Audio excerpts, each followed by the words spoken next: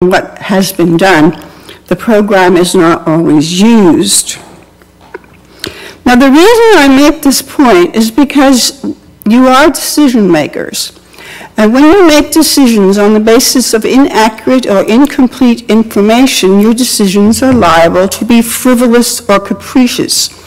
Then, when people are dissatisfied with your decisions and go to court, your decisions will not be supported because there is no evidence to back it up.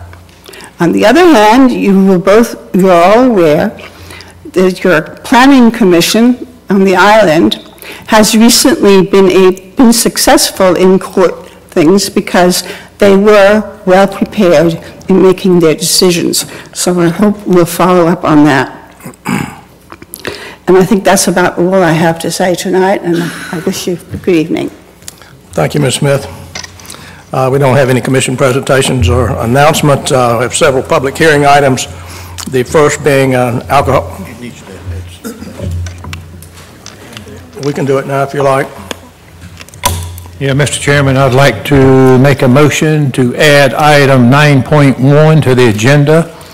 The proposed motion is I move to add item 9.1 to the published consent agenda to authorize a fee waiver for the U.S. Fast Pitch Open Softball Tournament to be held at the North Glynn Softball Complex during November 11 through 12, 2017, for up to 30 hours of staff time at a rate of $13 per hour. Second.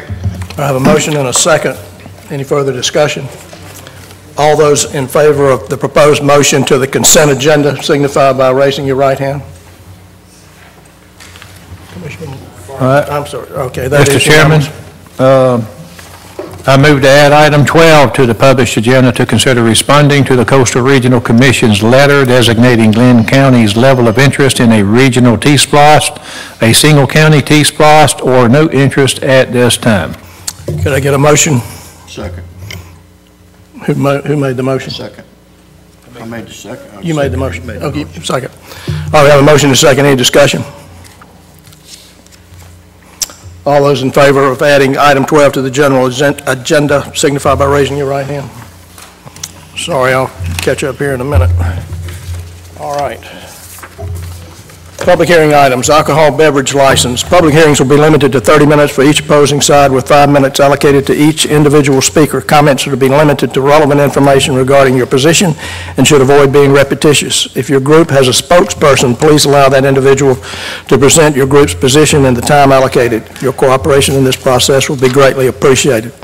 Consider the issuance of a 2017 alcohol beverage license to John Palmer Fortune Family LLC, DBA The Porch, 549 Ocean Boulevard, St. Simons Island, Georgia. The license is to sell malt beverages and wine for consumption on premises of a restaurant. Sunday sales permitted. Chief Powell. Mr. Chairman, Commissioners, as presented, the application meets all requirements of the ordinance. Also, the owner is present on the back row. Any questions for staff? All right. This is a public hearing item. Anyone wishing to speak in favor of the application may do so.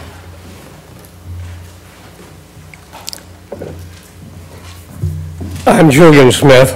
I live on the island. I'm a noted imbiber of beer and wine.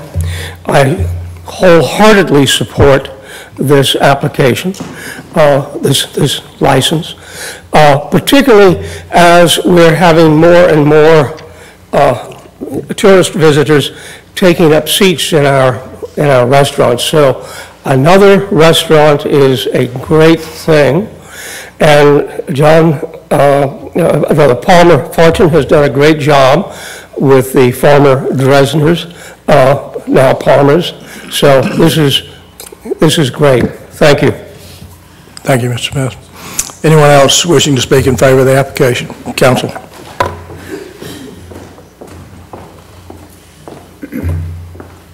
Commissioners, Jeff Rentz, attorney on St. Simons Island, here on behalf of the applicant, John Palmer Fortune. I don't have any comments. I would just reserve the right to respond to any questions or concerns commissioners may have if they arise. Sure. Any questions for council? Anyone else wishing to speak in favor of the application?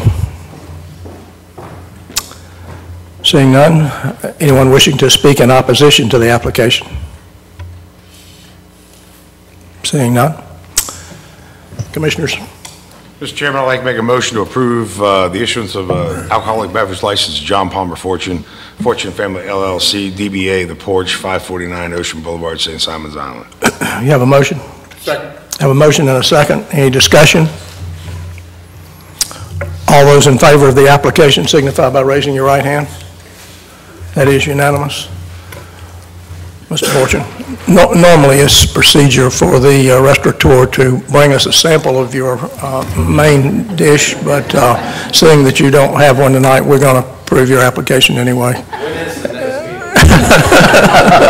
We'll give you 16th of November. We'll give you plenty of warning. Congratulations. Good luck to you. All right, public hearings, land use. SUP 3339, Glen Haven Baptist Church, consider a request for a special use permit to allow for the construction of a church. This property is located at 103 Palmetto Street, St. Simons Island, .404 acres, and is zoned R6, one family residential.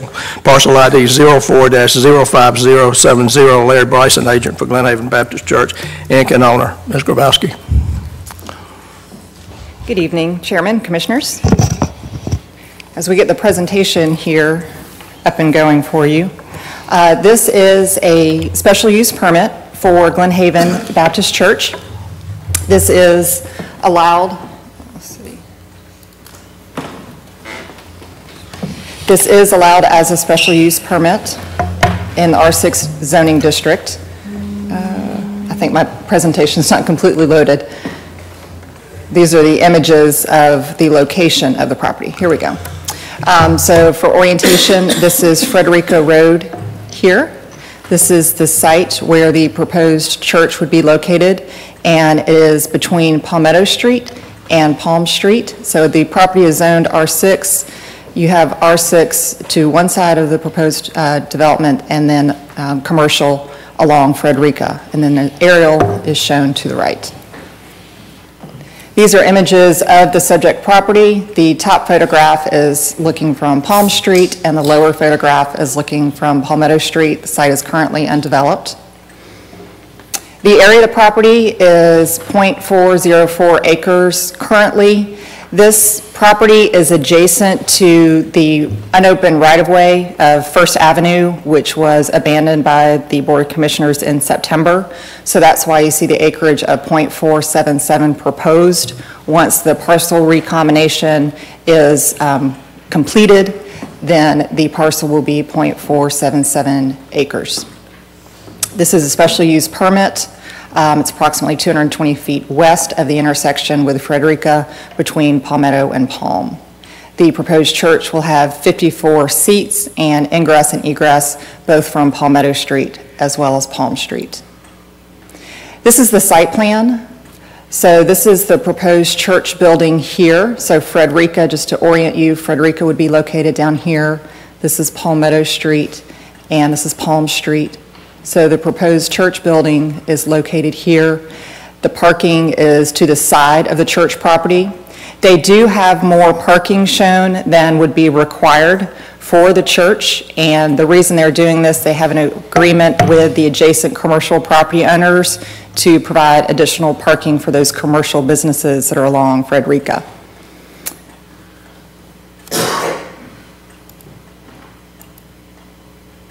These are the elevations simply provided for additional information.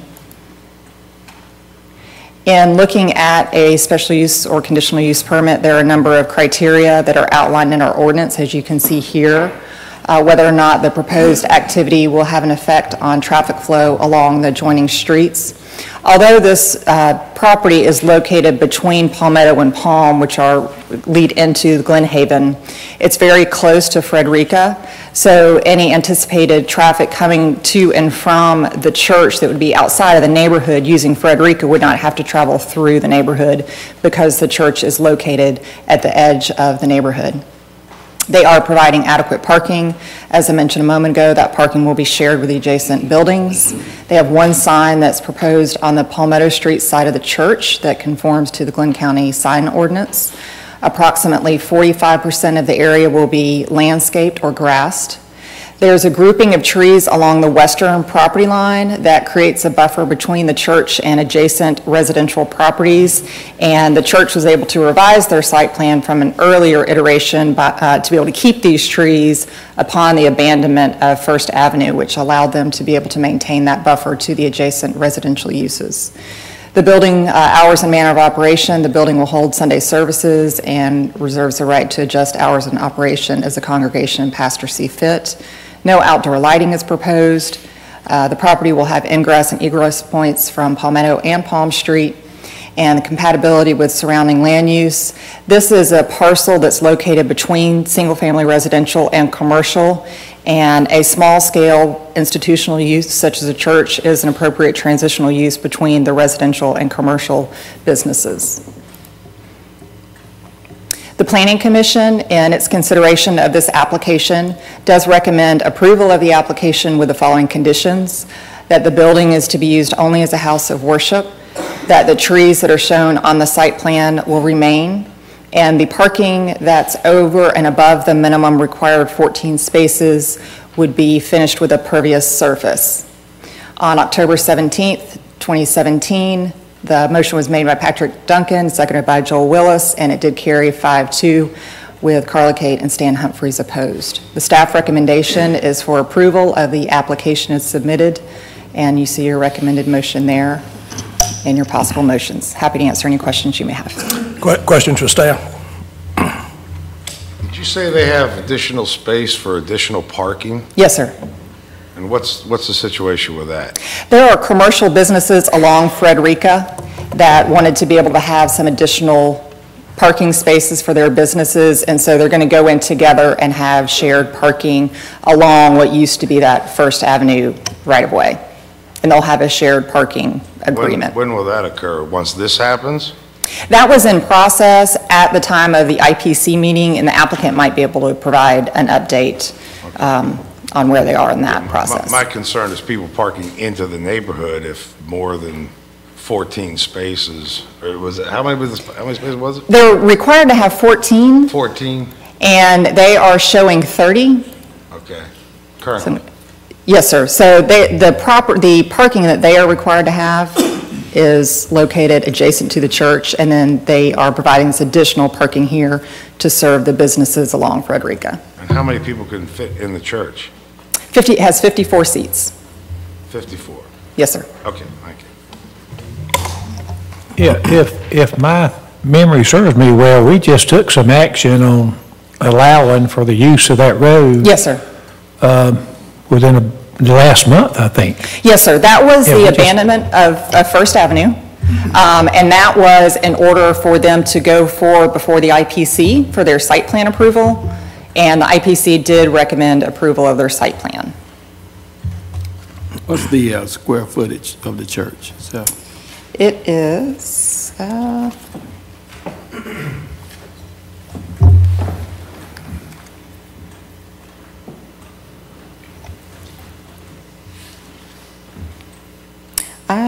if you give me, the applicant can probably answer that question off the top of their head, and I can get it for you here momentarily.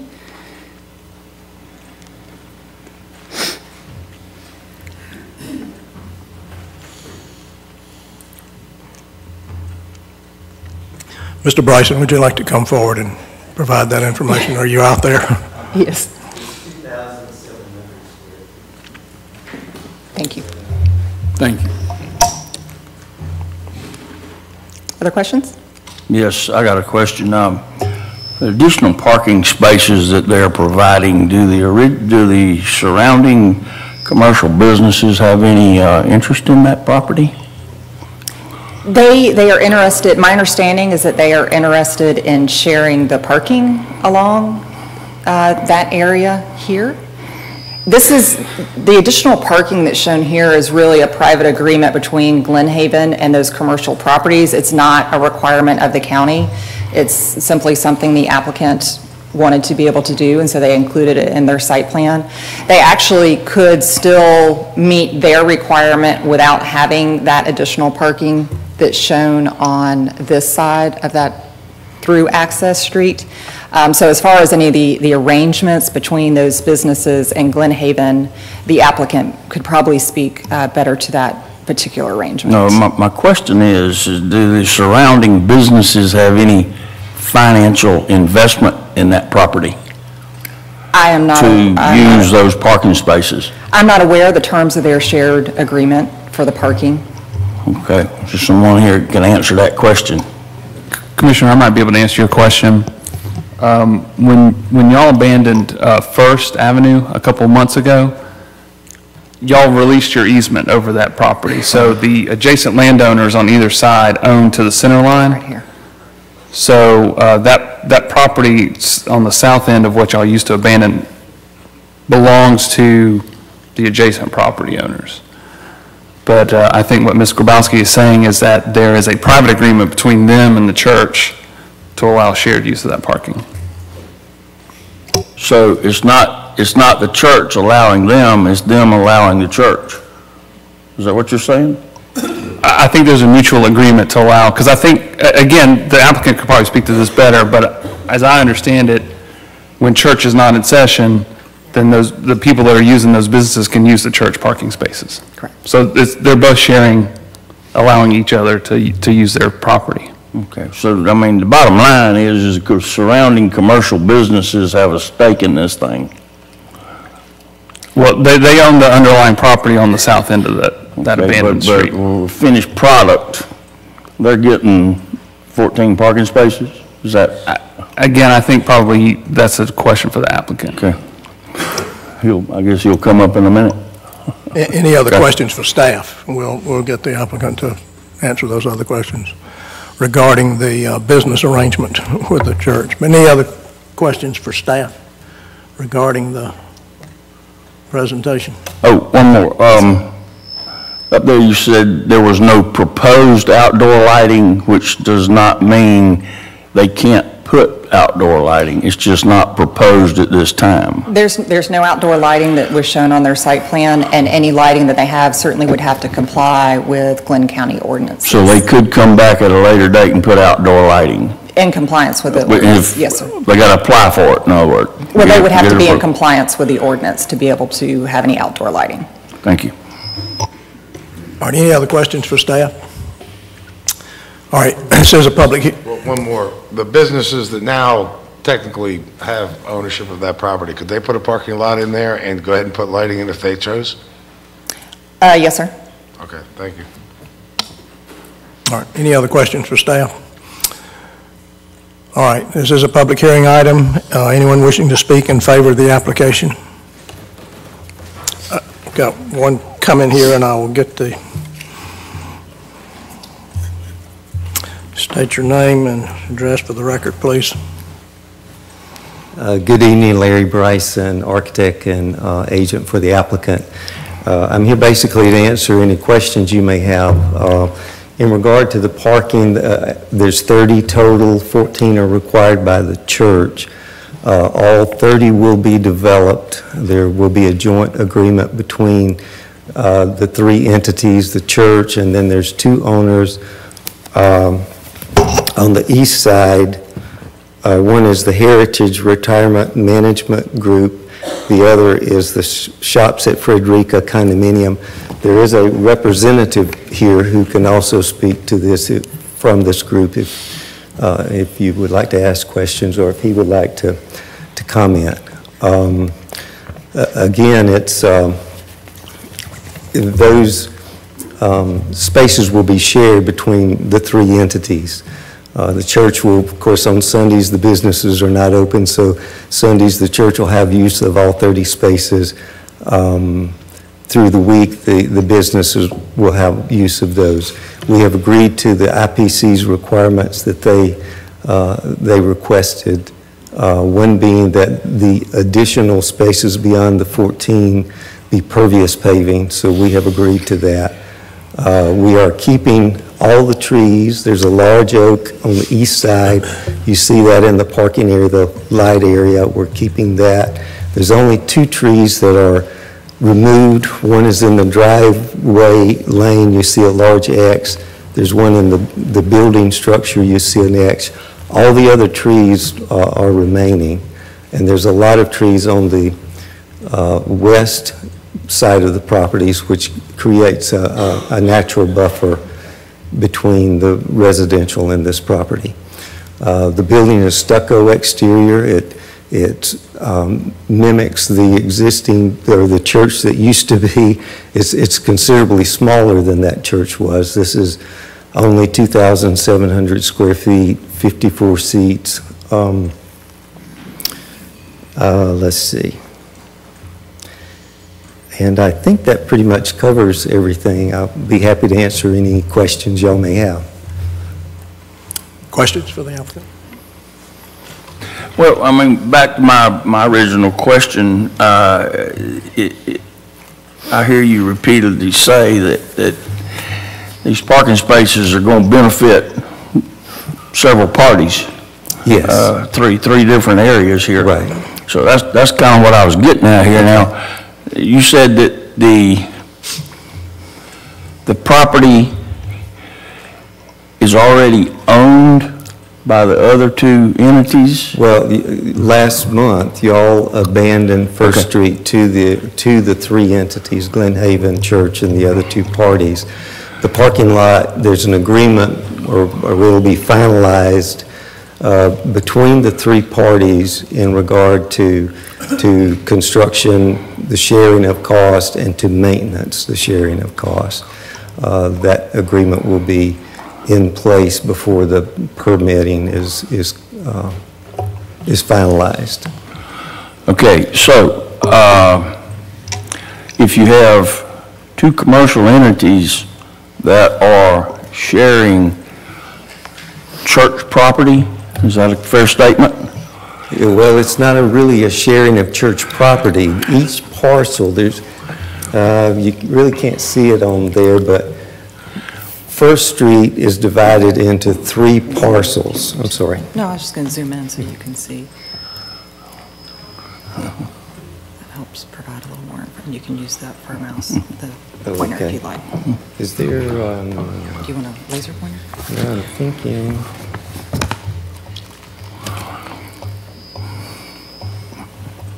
Well, it's there. Okay.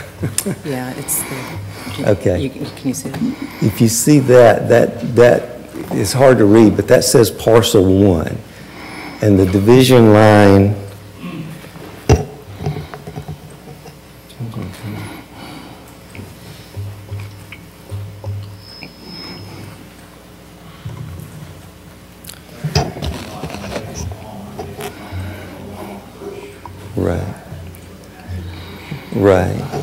Right.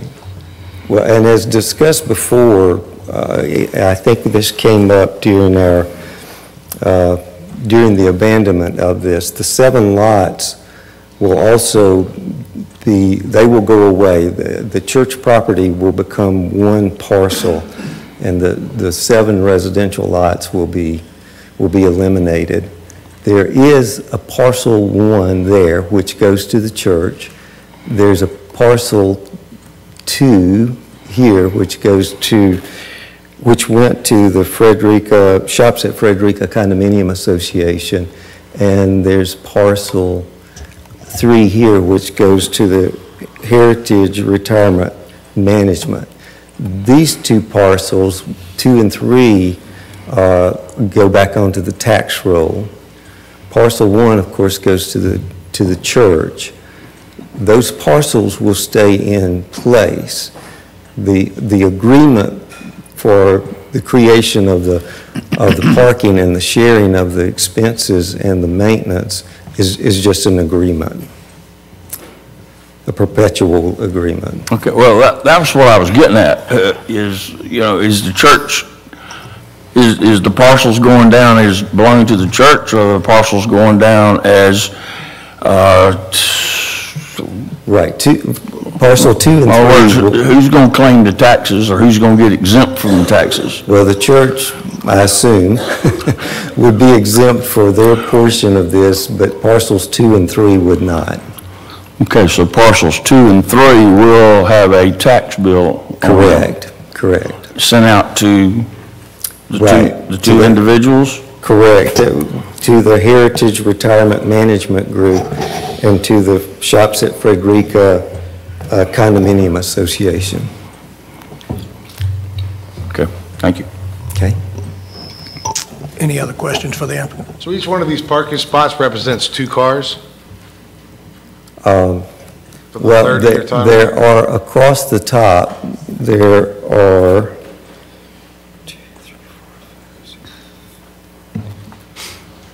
15, well, there's, I think, 15 parking places across this section and 15 across this bottom section. So a total of 30? Correct. There's a total of 30. For a church that holds 54? Right. Where are the other 24 people parked? Well, the parking requirement for an assembly at church is 1 space for every 4 seats in the main sanctuary. Yeah, no, I know, but typically you don't have to have a special use permit to do it, so that's all the reason I'm asking. Oh, okay. So, is there, Mr.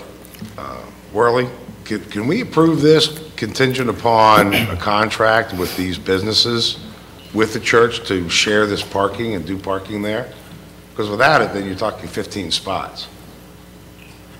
Yes, sir. You can put conditions on approval of a special use permit. The only way that might get a little complicated is they have a site plan that's been approved by the Planning Commission. And as Mr. Bryson said, under our ordinance, they're only required to have 14 spaces.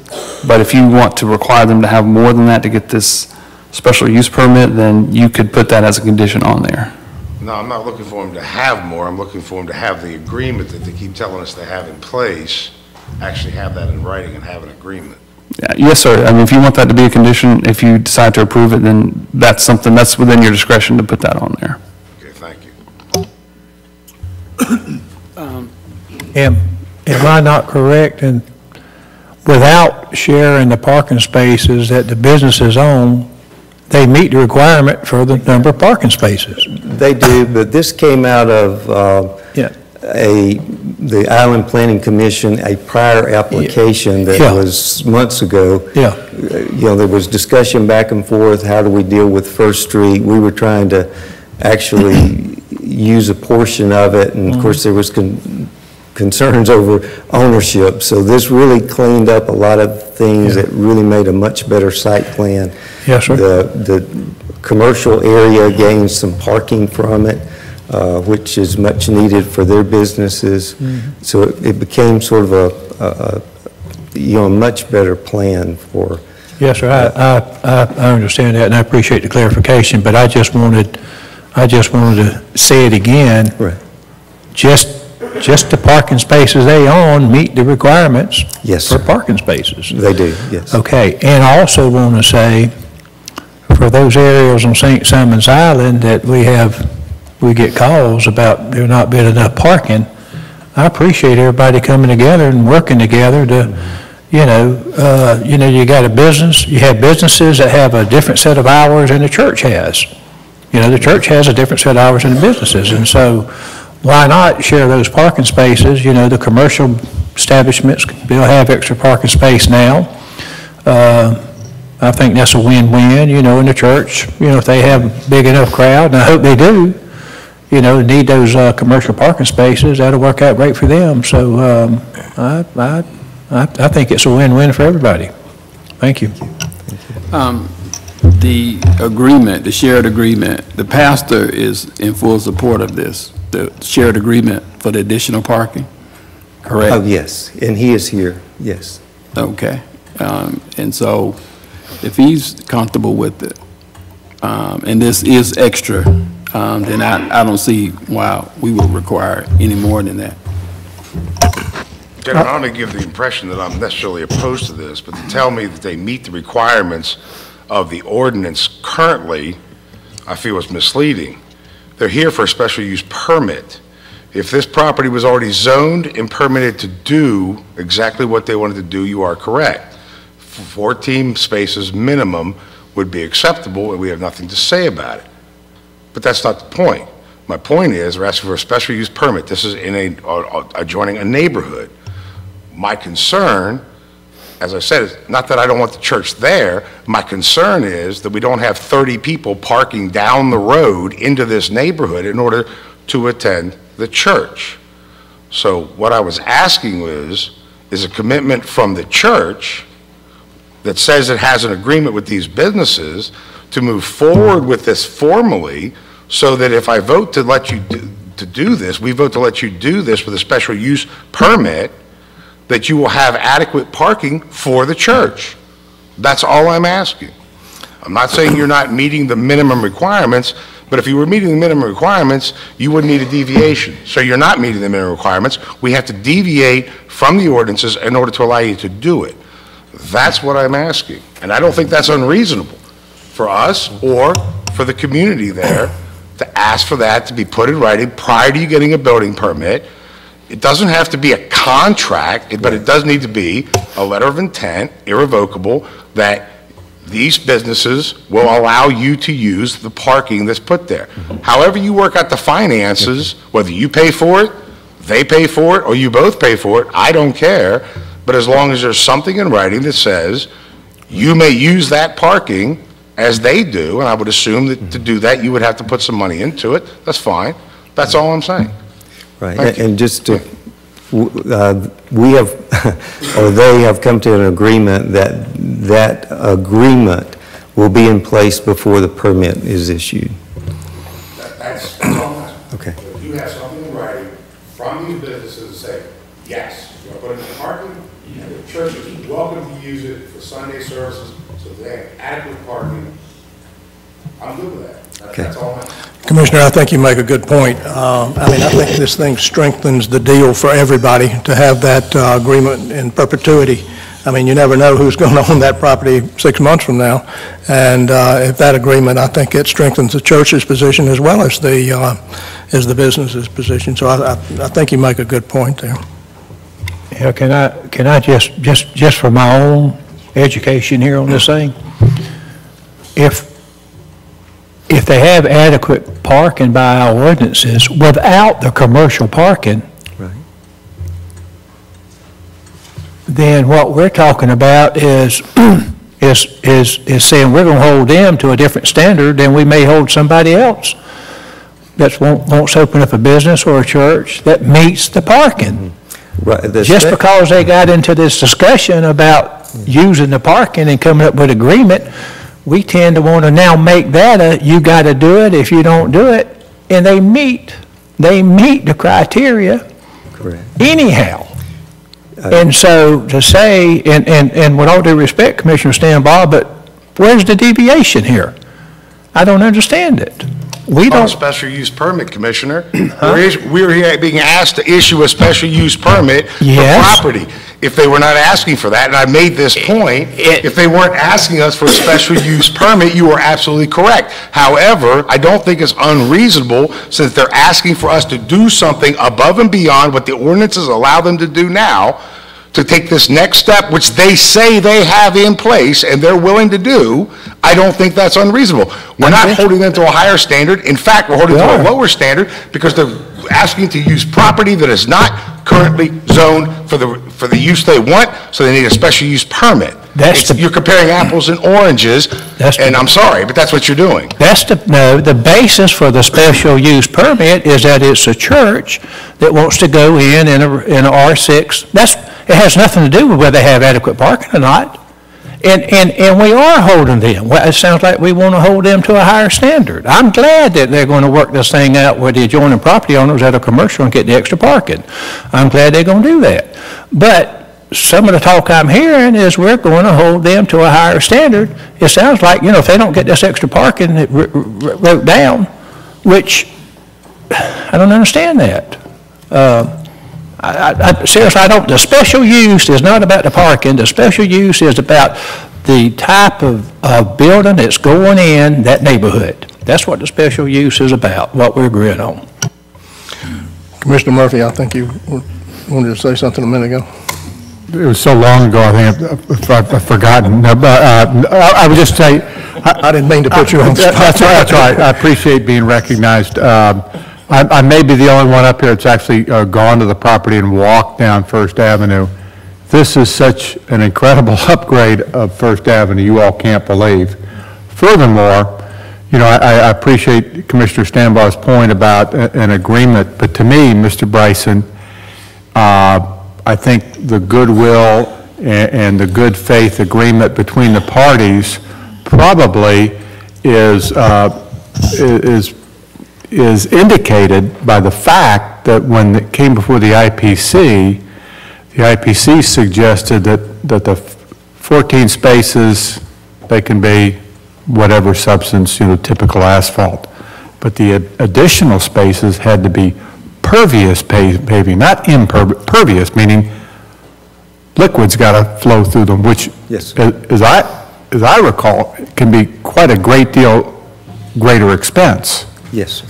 So the adjacent commercial businesses are actually expending more money than would have to do to improve this lousy piece of property known as First Avenue, which we never really owned in the first place. We had an easement over it that we abandoned a few weeks ago. So I think it's a good deal for all included, including the neighbors, that when and if we approve the conditional use permit, they're not going to have a bunch of cars parked all over Glen Haven neighborhood. They'll all be on this First Avenue area. And furthermore, we don't have to worry about stormwater runoff in all likelihood because they're not going to asphalt everything. So I think, at least in terms of this piece that we discussed a couple of weeks ago, or maybe 4 weeks ago, whenever it was, I think it's shown a great deal of good faith by all parties.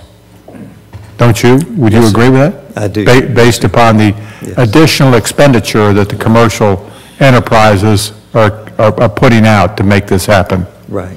And in addition, you know, again, to repeat, we're eliminating 7 substandard lots of record that can never be recreated. And that came up at our last meeting, as you know, it's never been developed, and it really is an awful looking piece of property right now, and it's a blight on the neighborhood.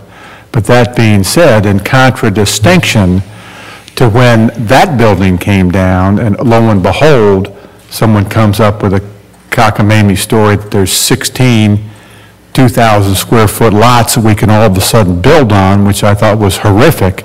In this instance, we're doing the converse, which is to take 7 lots, making it 1, and going forward, you know, when we're not around anymore, should somebody decide that it's not a place for church anymore, you can't go back and build 7 homes on it. Is that not correct? That is correct. Which I think is another, you know, admirable outcome for this controversial project. Thank you. Let's move on here with the public comment period, and we'll have some more time for discussion. Anyone else like to speak in favor of the application? He was up first. I'll get you just a minute. I'm sorry. Go ahead. Thank you. My name is Charles Mathers. I'm a resident in Glen Haven, a couple of streets over from the proposed property change on Pine Street.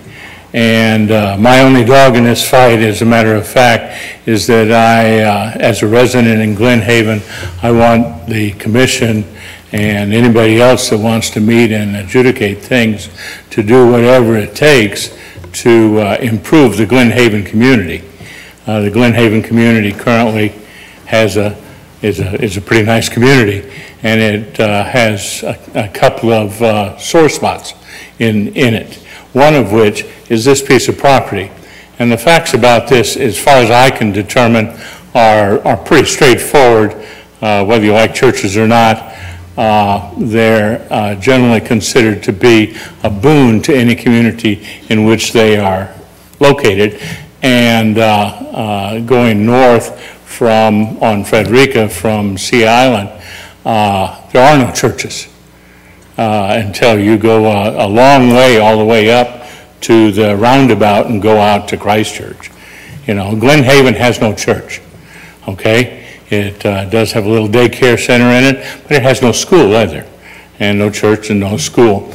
And it has this blighted piece of property, which is immediately adjacent to a commercial district, and so being zoned residential, the blighted piece of property is in fact a beat-up, old, run-down, ugly-looking residence.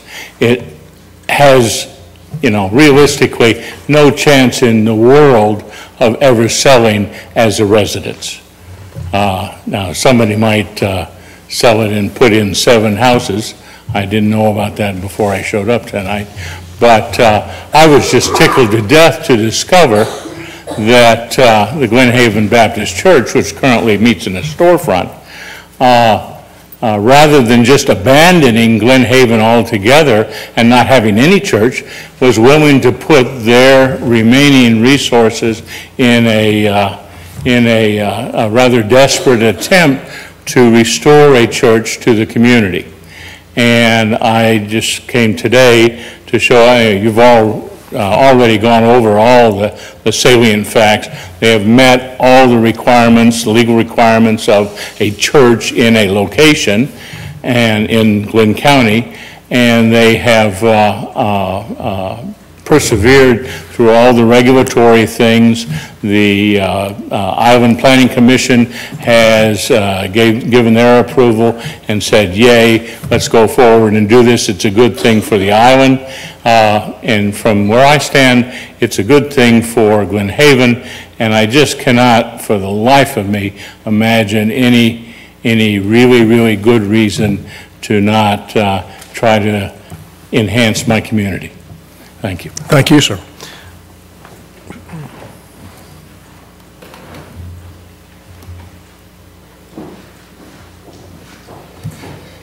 Thank you, Commissioners. Folks, I have a stake in this.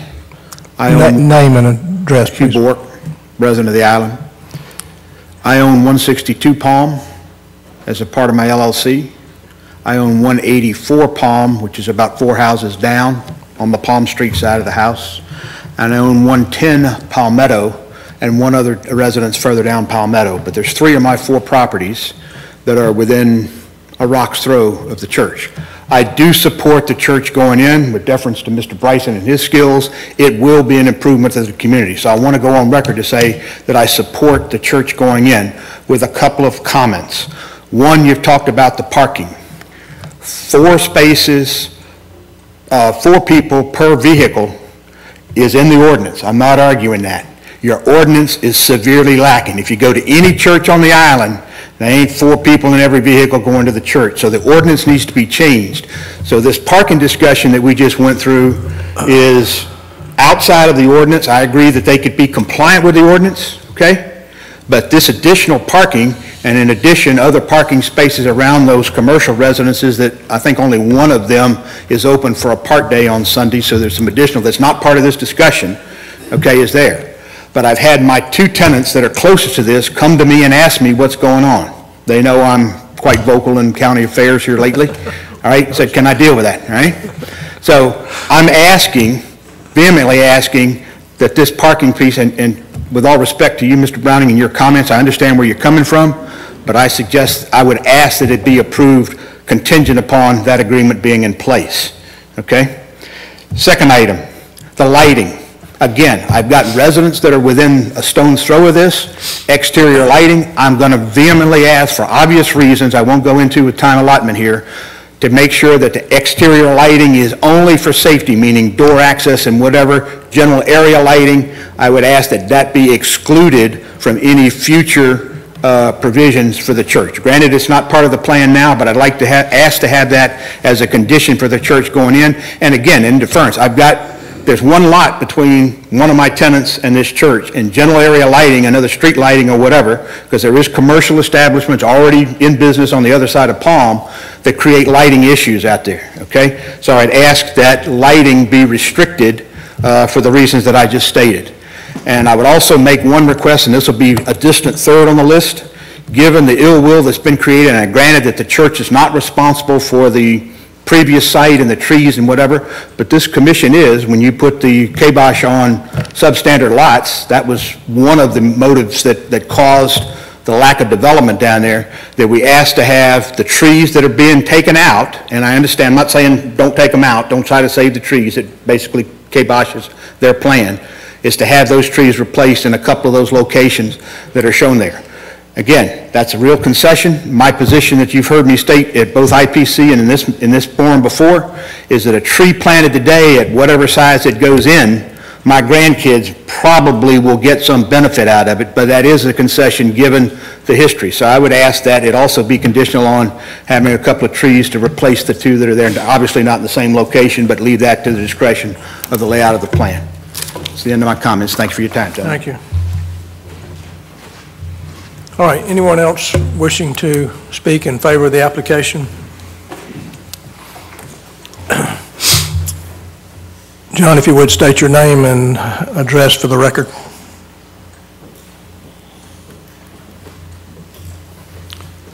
I'm John Carr. I live at 19 Woodfall Court in Brunswick. I served as leader for Southern Baptist Cooperative Ministries from 1975 to 2012. When I retired, I have maintained a close relationship with the Glen Haven Baptist Church since 1975, and I'm aware of their ministry and their work. They are a small congregation. They are not a large group, but they have endeavored to minister and to care for Glen Haven. They have worked in that area.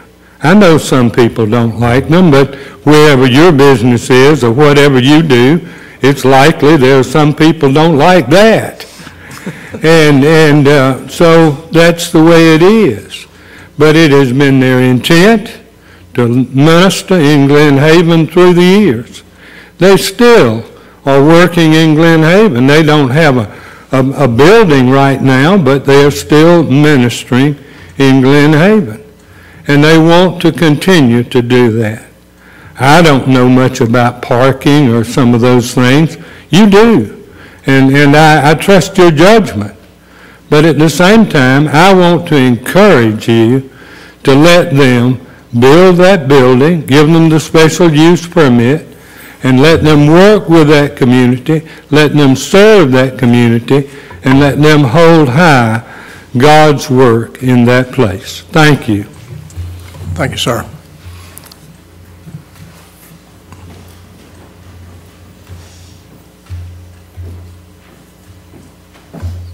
Commissioners, I'm Robert Driggers. I think I'm probably the only owner of one of the commercial condominium units that's adjacent to this project. I'll be happy to answer any questions that you have of me and the property owners, but we're in support of this. We have no issues with this. So we think it's a good thing. Thank you, sir.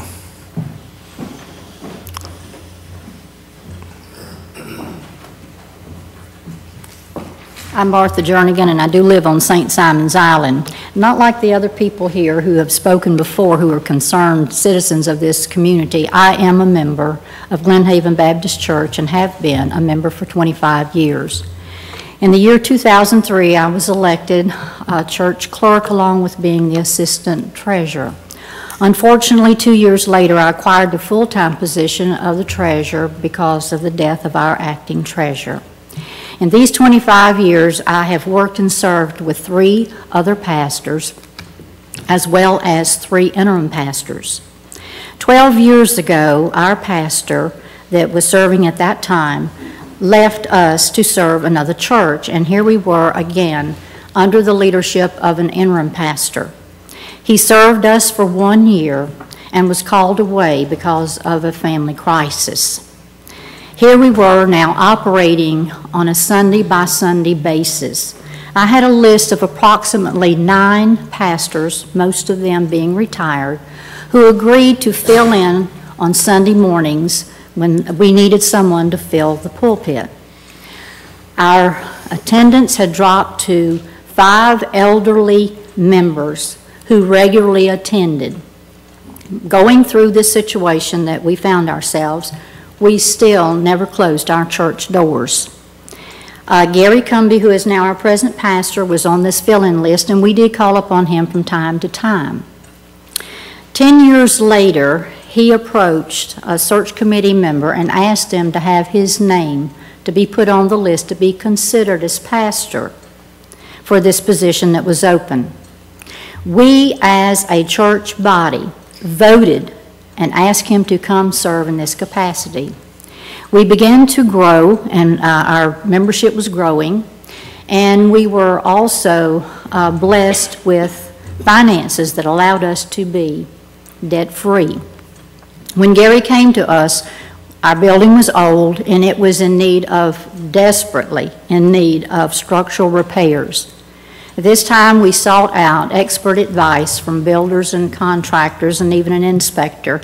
And after their diagnosis, we as a congregation decided that relocation was our only option to continue our ministry.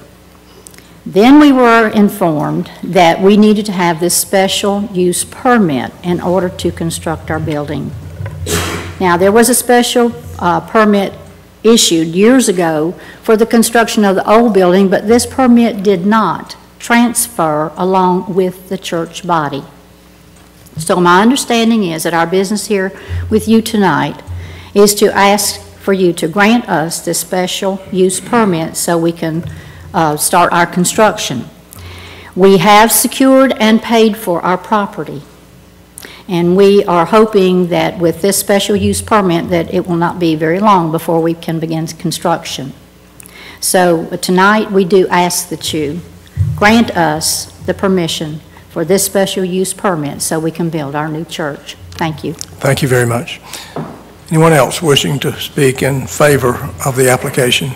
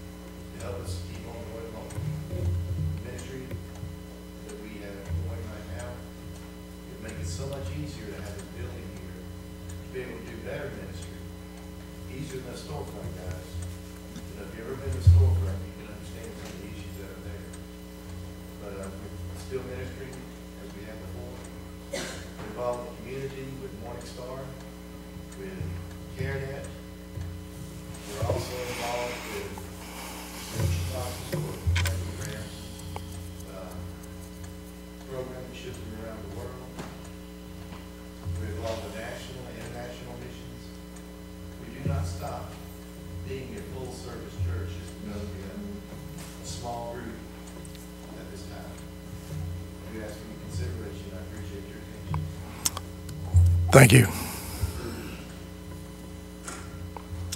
Anyone else wishing to speak in favor of the application?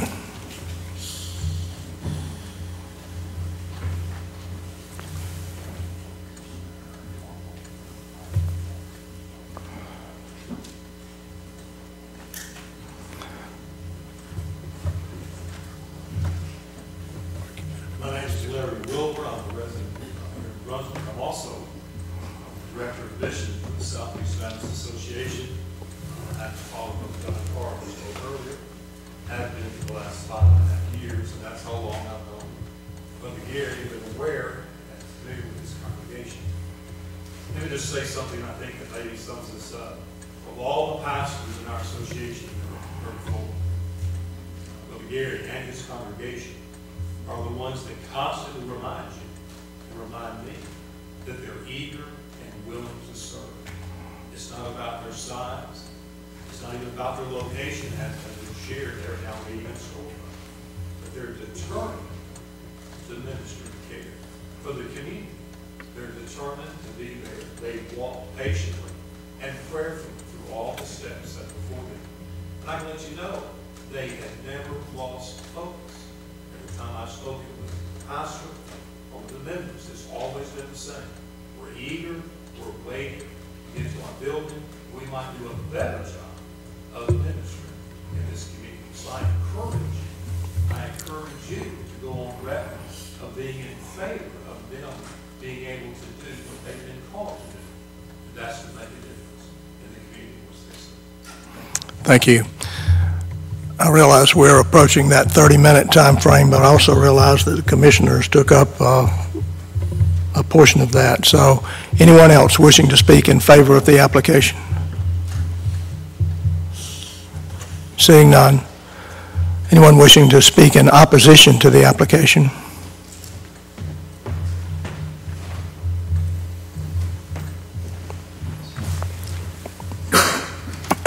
State your name and address for the record, please. Thank you for allowing me to speak. My name is Thomas Allen. I'm a resident of Glynn Haven. Have been for over 30 years. And my first comment is concerning the Island Planning Commission meeting. We had no IT available. There were no site plans. There were no details about construction of the project. Additionally, IPC voted to recommend approval of this project contingent upon that this always be a place of worship. Now, I look at the agenda tonight and I see the voting is yay, nay, or yes with the contingent that it will always be a place of worship. So I got to begin by saying that I feel like the Island Planning Commission's recommendation to approve carries no weight.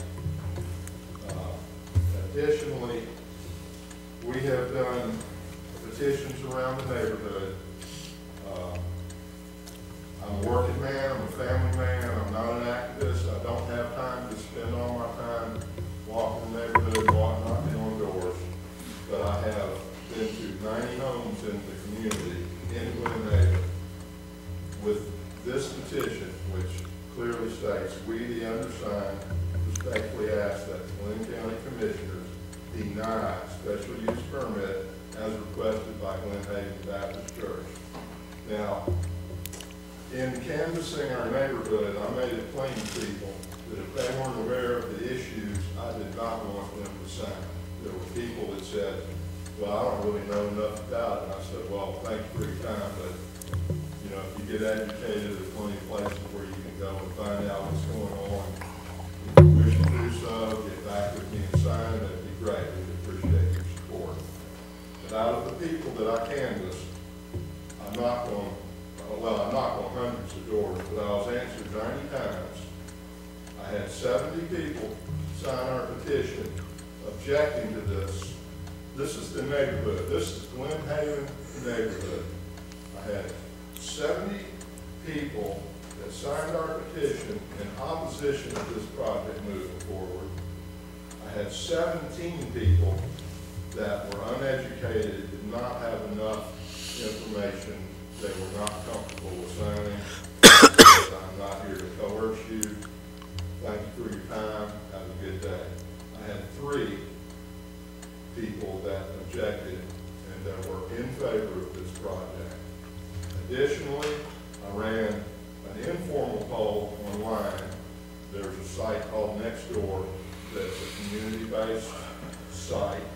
We gave the people an opportunity to vote on an informal poll, and 87% disapproved of this project and 13% approved of it.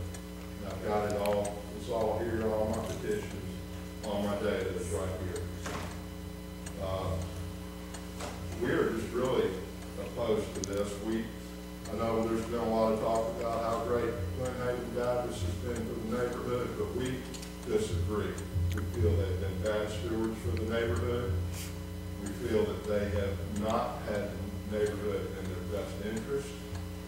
The sale of the old church, I realize it's not on the agenda tonight, but we feel that the old church, they could have made provisions in the sale, in their contract, to make sure that we didn't end up with this dirt pile that we're left with. It's just, we're all, the neighbors I've spoken to, we're just adamant. We're really upset about this. You know, I'm a Christian, and I'm a church goer, and I appreciate a church. I appreciate a neighborhood church. But we had a good neighborhood church, now it's gone. We don't feel that we can trust Glynn Haven Baptist Church Incorporated to be good and to stay there and provide us with a good church. We have no guarantees that down the road this property won't be sold, rezoned, become commercial property. It's encroaching into a residential area. Granted, the house that's there, the lot that's there is an eyesore. It needs work. But more commercial feeling property coming into our neighborhood really Mr. Allen, I'm sorry, your 5 minutes is... Okay, well, I'm very emotional. I could go on, but probably best that I stop now anyway, but thank you for your time. Thank you. Anyone else wishing to speak in opposition to the application? Yes, ma'am.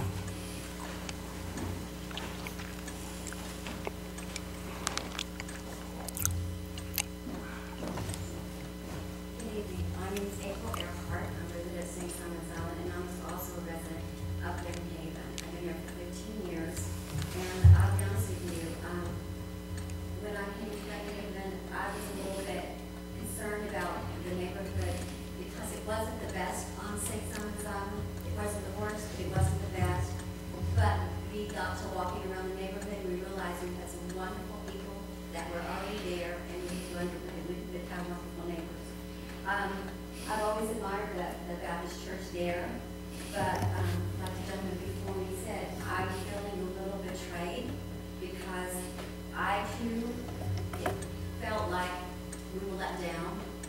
There's been some bad feelings in our neighborhood of what could have been done in place of. You have seen news articles on the kids in our neighborhood who have used that property in the past to the church approved. Our community is so unique on the island than any other subdivision. What's unique about our subdivision is it is mainly new homeowners, first-time home buyers, young families, retirees. Yes, there are some people that use the property as investment property, and I see there's a gentleman here that is one of those people that do have an investment, which is fine. We love that too. There may be a little bit more frequency and new people, but we enjoy that as well. But what's different with our neighborhood, if you ride down our street, it sounds like you've been in our neighborhood recently, sir. What you see differently is there is no front yards. There is no backyards. There's no common place for kids to play. So we actually lean really hard on the church to be our stewards of our neighborhood. So if you look at our neighborhood, it has started from the late 20s up to the 70s where it had a little heyday, and it has continued to change up until last week, new homes constantly. But it's not with the consideration of what is already in place. There's not the big yards that are in sea ponds where kids can get out and play. We're not on the golf course where we see nature. There's no buffers between two homes. These are things that we have great concerns for. I have a home there and I absolutely love it. I'm very lucky. I actually bought a home there that has a 2-lot space, but it's not a 2-lot space in sea ponds. It's not gigantic lawn. I don't have a huge buffer. but I love my neighbors. I get to know my neighbors well. Unfortunately, there's been a lot of problems with our homes that do come on the market. They're not selling anymore. There's been so much encroachment into our subdivision that it's become impossible to sell your home. And there's so many new homes coming in our subdivision that you can't compete. If you haven't been renovating your home so quickly to turn it over, you cannot compete with the prices that are already out there. So we are losing values constantly with this.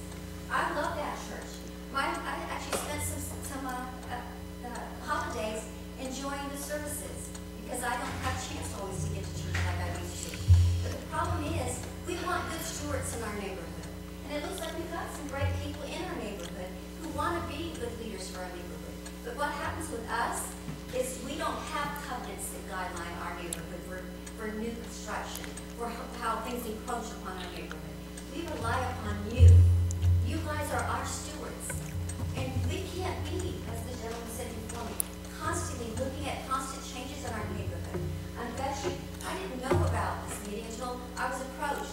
And I was upset because I'm one of those people who really do love the neighborhood. But I've seen it decline so much. I've lived there 15 years. You know, we're lucky. We have good people in our neighborhood, but they're all very busy in their lives. We can't all be informed, unfortunately. So we want you guys to help us find the balance between commercial, our neighborhood. I don't know, I'm a business lady. I actually work my family off every day doing services for other people. And I love it. But what's happening with the commercial, if you guys will notice in our commercial, if I want to move my business, I can't afford to. Because right now the commercial spaces, they're growing leaps and bounds. And what's happening is, you're going to start encroaching on our neighborhood even more because we're going to have the need for more commercial spaces. You can see in my neighborhood, they're already along Frederica, there's a whole new section for event planning. Have you noticed that where Taylor House is? All that starts to create more congestion where we are. Yes, you guys have already given up some property to the Ma'am, I'm sorry, your 5 minutes is up. Thank you. Thank you very much. Anyone else wishing to speak in opposition to the application? Yes, ma'am.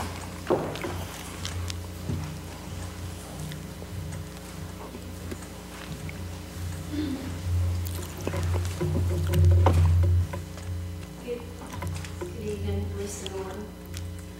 Almost 2 years ago, I was hired to do a tile examination on Glynn Baptist Church. I was pleased to see that this church may be considered eligible for possibly being on the historic register in Glynn Haven subdivision. My report noted that there were no mortgages or liens in the court's office. The vesting deed at 3544, page 64, contains an exhibit dated December 6, 2015, and references a special meeting. Item 4 of that exhibit states a motion was made by Deborah Cundy and second by David Harris to authorize Pastor Cundy or Martha Jernigan to sign warranty deeds, quick deeds, and any other documents necessary for the sale of this property. When it was destroyed, I was shocked. I have never known of a pastor or deacon members of a church initiating the destruction of a place of worship. The loss of the neighborhood's potential historic marker. At the IPC meeting last month, when this special use permit and site plan request was being heard, valuable information was missing from the IPC members' packet, and that included a copy of your abandonment of First Street, a traffic study, and an agreement for the additional parking between the adjoining property owners. Wisely, Mr. Stan Humphreys commented on the impact of a 54-seat church being placed at this location with a proximity so close to Frederica Road. He noted that there had not been a traffic study. Carla Cates joined Mr. Humphreys, noting as well that this parcel was close to residential homes and very near Frederica Road. Ms. Rooks expressed concern about the architectural design of the church. Now, Commissioners, I believe that it would set a bad precedent to allow a special use permit for commercial business, such as this church, to go into a residential neighborhood, taking over 7 residential lots, and thereby assuming a position of property as tax exempt. Real estate on St. Simons is one of the largest revenues for this county. It makes sense to utilize this opportunity to not grant a special use permit and keep these numerous parcels on the tax digest. Also, it causes no hardship to Glynn Baptist Church Incorporated for you to not support the special use permit. They are currently meeting at storefront property on Frederica, nestled among other commercial properties, and having adequate parking and road access. With due respect to the pastor and his membership, this is how several churches operate on St. Simon's Island. For whatever reason, Pastor Cody and 3 members supported leaving the original home place of Glynn Baptist Church. His relocation plans for the future should not negatively impact the community of Glynn residents, nor should it cause tax revenue loss for the county. So before you issue this special permit, please realize that you do not have a copy of the proof of the parking agreement, and that this is an R6 section of St. Simon's Island. Thank you. Anyone else wishing to speak in opposition to the application? I don't think you are.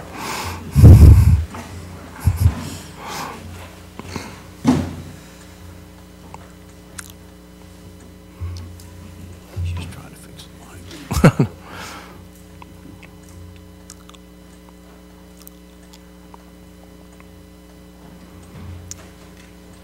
I didn't know the problem.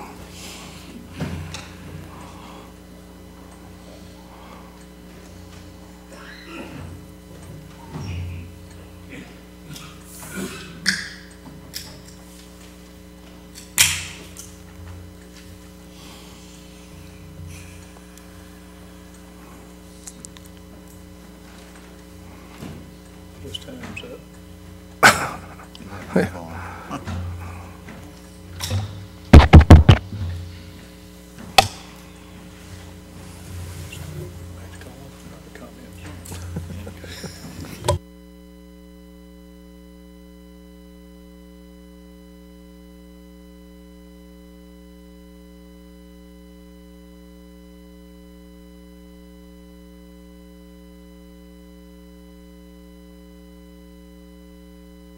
Are we making some progress here? Oh, the mic's out.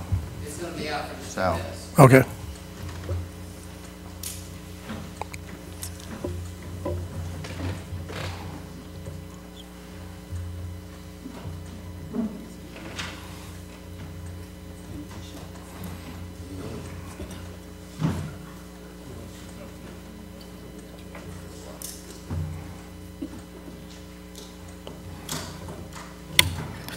Well, Lisa did it. It was working fine, Lisa, before you got up there.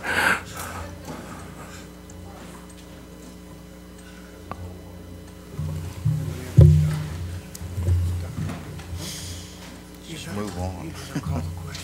Yeah, we'll move on. This may be something.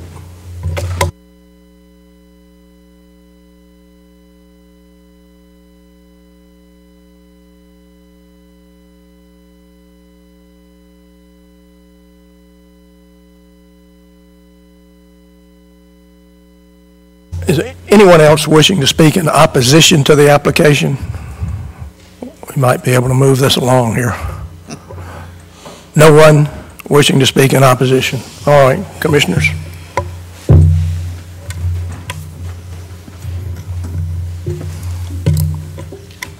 Yeah, Mr. Chairman, I make a motion to approve the request. Second. We have a motion and a second to request approval of SUP 3339.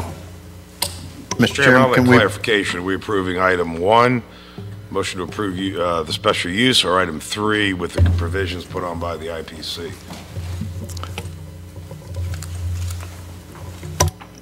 Commissioner, what is your motion? Oh, let me go back and look at this one. Are the speakers working? It's up there. It's up there. Okay. I move to approve the special use permit SUP 3339. The building is to be used only for a house of worship. The trees shown on the site plan will remain. Parking spaces over the required minimum of 14 spaces will be pervious, and that the agreement with the commercial adjoining property owners is made to use their parking spaces.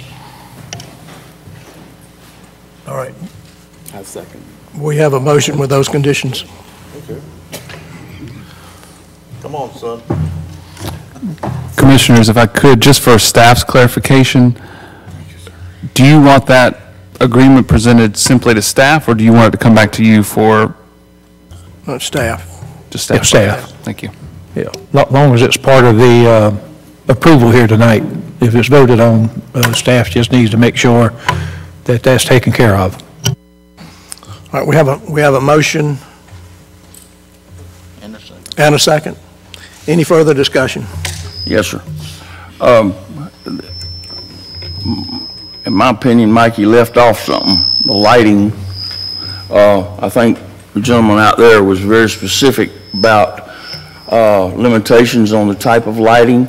All that's on the permit as we're reading it now is if they're in compliance. Well, we don't know what in compliance means, but he made a very valid point. You're getting ready to put a building, a church building out there that could very easily have a big pole security light front and back, and you've got half the neighborhood lit up. So is that in compliance, or is that something that that we need to consider here before we get into this? I mean, I don't mind having lighting like he was referring to as, you know, exits and safety and security, but as far as lighting up, putting lights up in the air and lighting up the whole neighborhood that is going to be bouncing across the street off of people's front doors and windows and all that, I can appreciate that. And I think that would be something that we certainly need to consider adding on to that list. Commissioner, we have a motion and a second that's absent the lighting. So any further discussion? Commissioner Brown, would you entertain a motion to amend your motion to include the lighting provision? I'm satisfied to go with what's in the ordinances. Again, we have a motion and a second. And any further discussion? What's in the ordinances then? Is my question. Ms. Gabrowski, could you elaborate on that?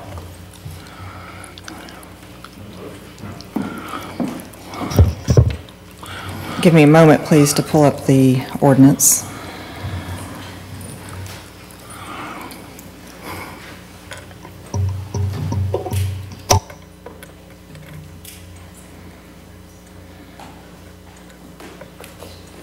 I don't know the section of the lighting ordinance.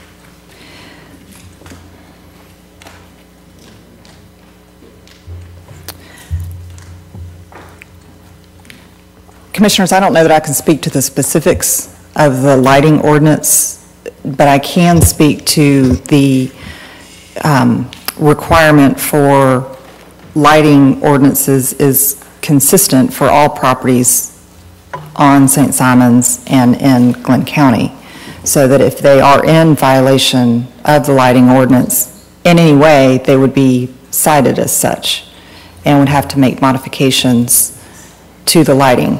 Lighting is not something that we researched in specific review of this application because the application included the information that no outdoor lighting was proposed. So I apologize, I'm not more prepared to speak to the specifics, but I had no specifics to review as lighting was not proposed as part of the special use permit request.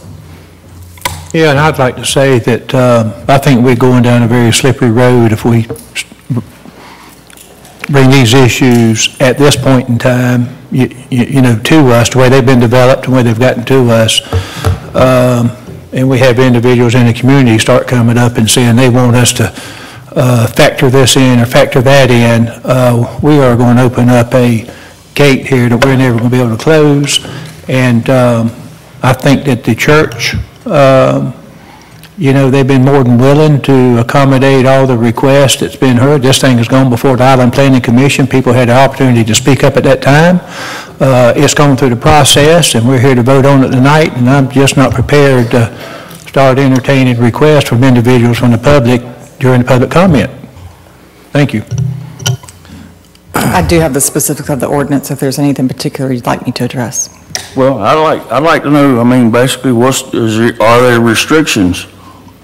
Yes, sir. There's quite a lengthy section in our code. The lighting requirements are addressed in section 6.22 for exterior lighting, the purpose and intent, the exemptions, the requirements, which the requirements are 3 pages long. It has prohibited lighting and enforcement. All those provisions are already in the Glynn County zoning ordinance.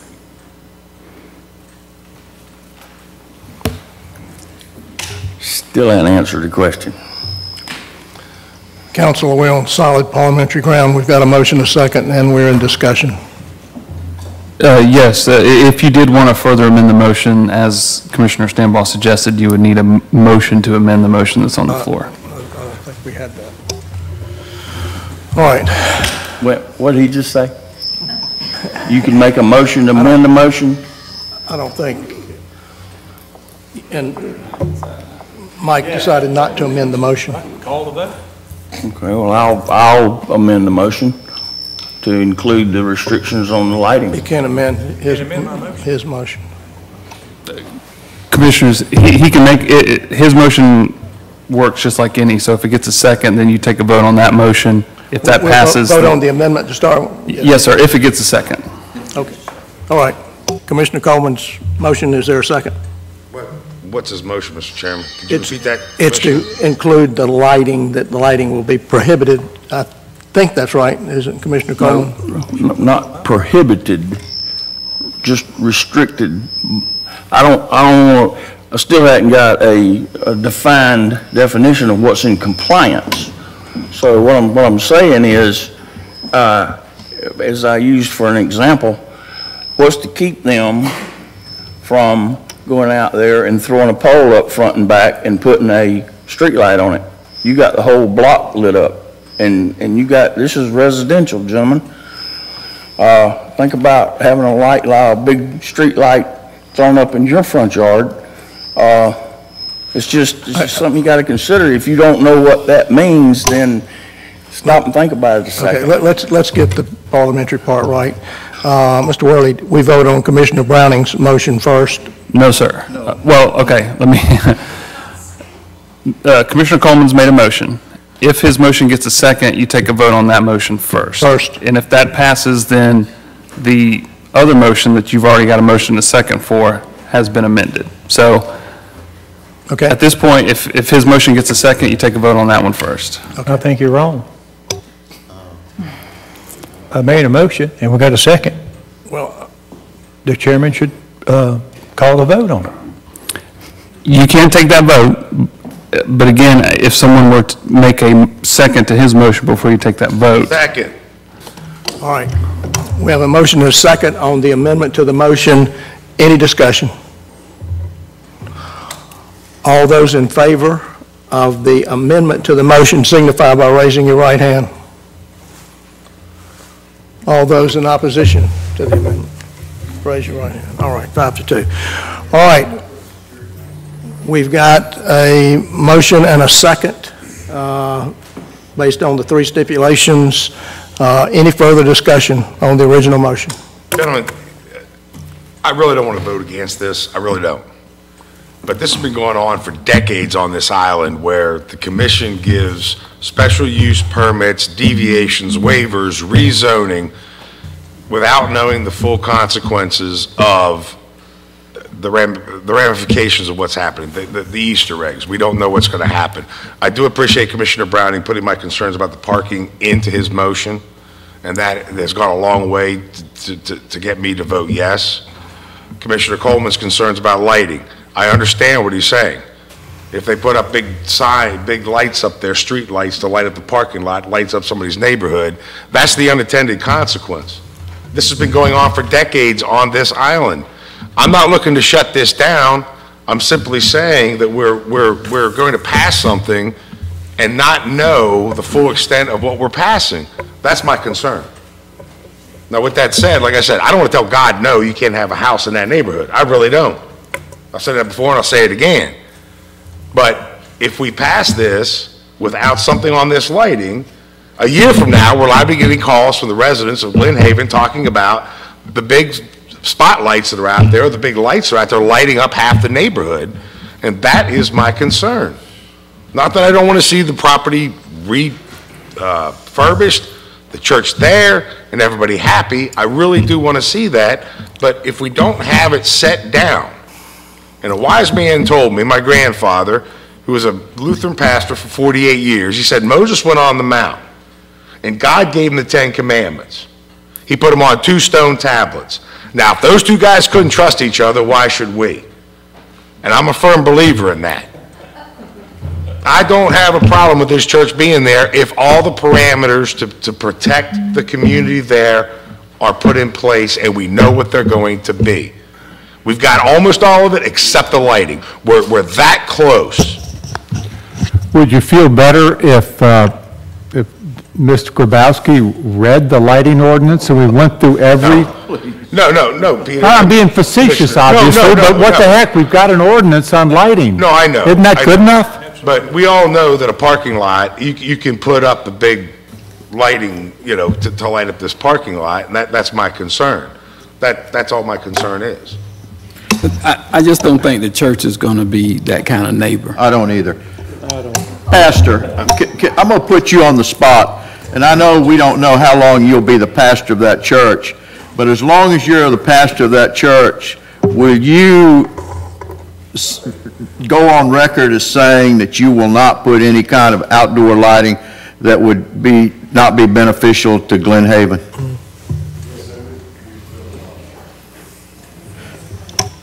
Thank you, sir. This is a business, gentlemen. This is not going on somebody's word. Ain't got nothing to do with the church. This is talking business here. You got a bunch of people in the places that we're talking about that live day in and day out. All we're asking you to do is limit the dang lighting. We went off on 341 out there a few years ago and allowed a church to put up a neon sign out in front of theirs, and there was a limitation on that. But there was a variance made. Now, if they want to have a variance, if we keep it to security, exit lighting, and in and out lighting for steps, doors, etc., I don't see there's not a problem with that. Somebody tell me what that problem is. I mean, we're not taking anything away from these people. If they want to come back and say, okay, can we do this? Well, Commissioner, if you want a special permit, how do we know what is acceptable to the neighbors as far as lighting? Are we going to have different sets of brightness of lighting and have the community do a survey like the gentleman over here to decide on that? I don't think that is needed in this case. And if the church, if there's a complaint, I'm sure there's some governance in that ordinance, those 3 pages that do provide some way for if there's lighting on somebody's house that's a nuisance for us to deal with it. And if so, they can just come and ask us. Mr. Chairman, any further? Yes, ma'am. If you would like, I can provide, I'm happy to share or read as much of the lighting ordinance as you would like. I don't think you want to hear 3 pages, but I would like to share the first item under requirements, which states, all exterior lights shall be arranged and installed so that the direct or reflected illumination does not exceed 5/10 foot candle above background.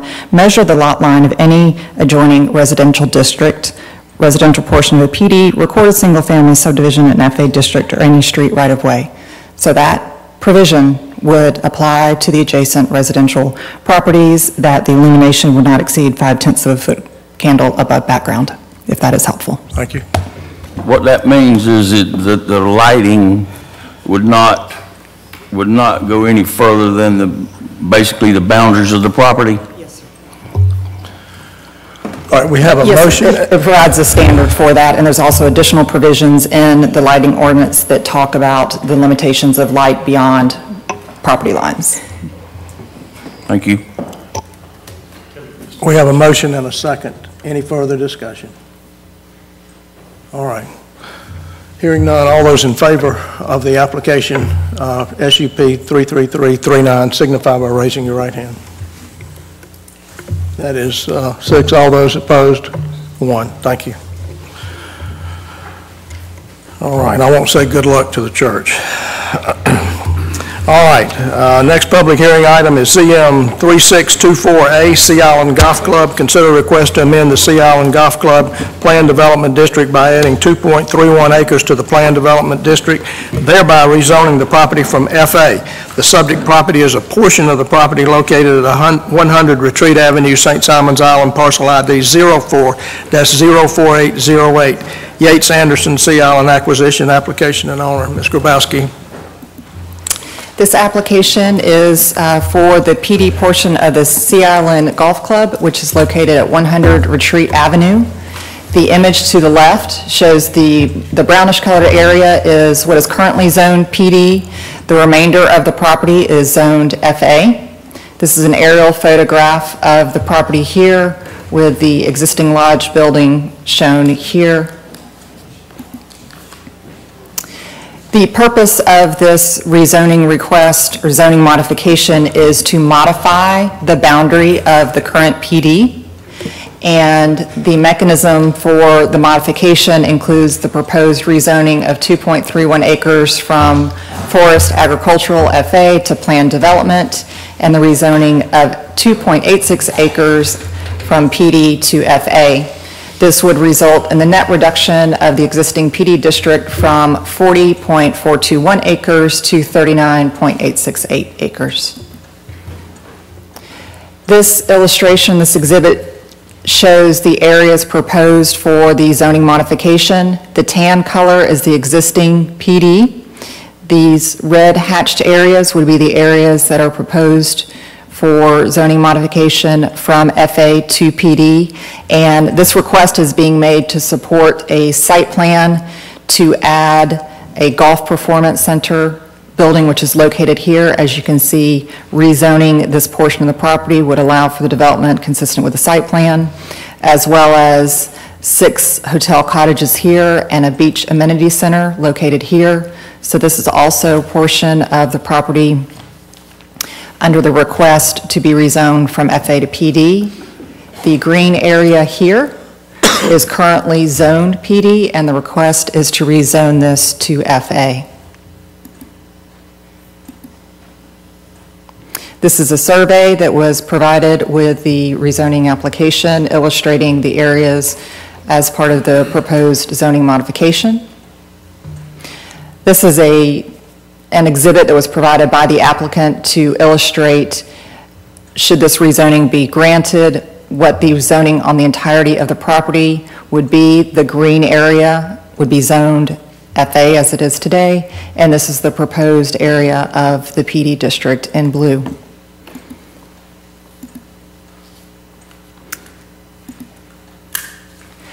This was provided by Sea Island to illustrate their proposed improvements that are being made to the property. Again, the Beach Amenity Center is located here. For reference, this is the lodge here.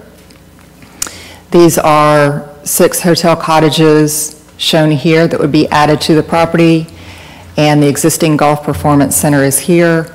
The proposed golf performance center would be located in about this area. These are renderings that were provided by Sea Island to demonstrate the character of the proposed development, the 2-bedroom cottage, the 4-bedroom cottage, and the beach amenity site. These are renderings of the golf performance center.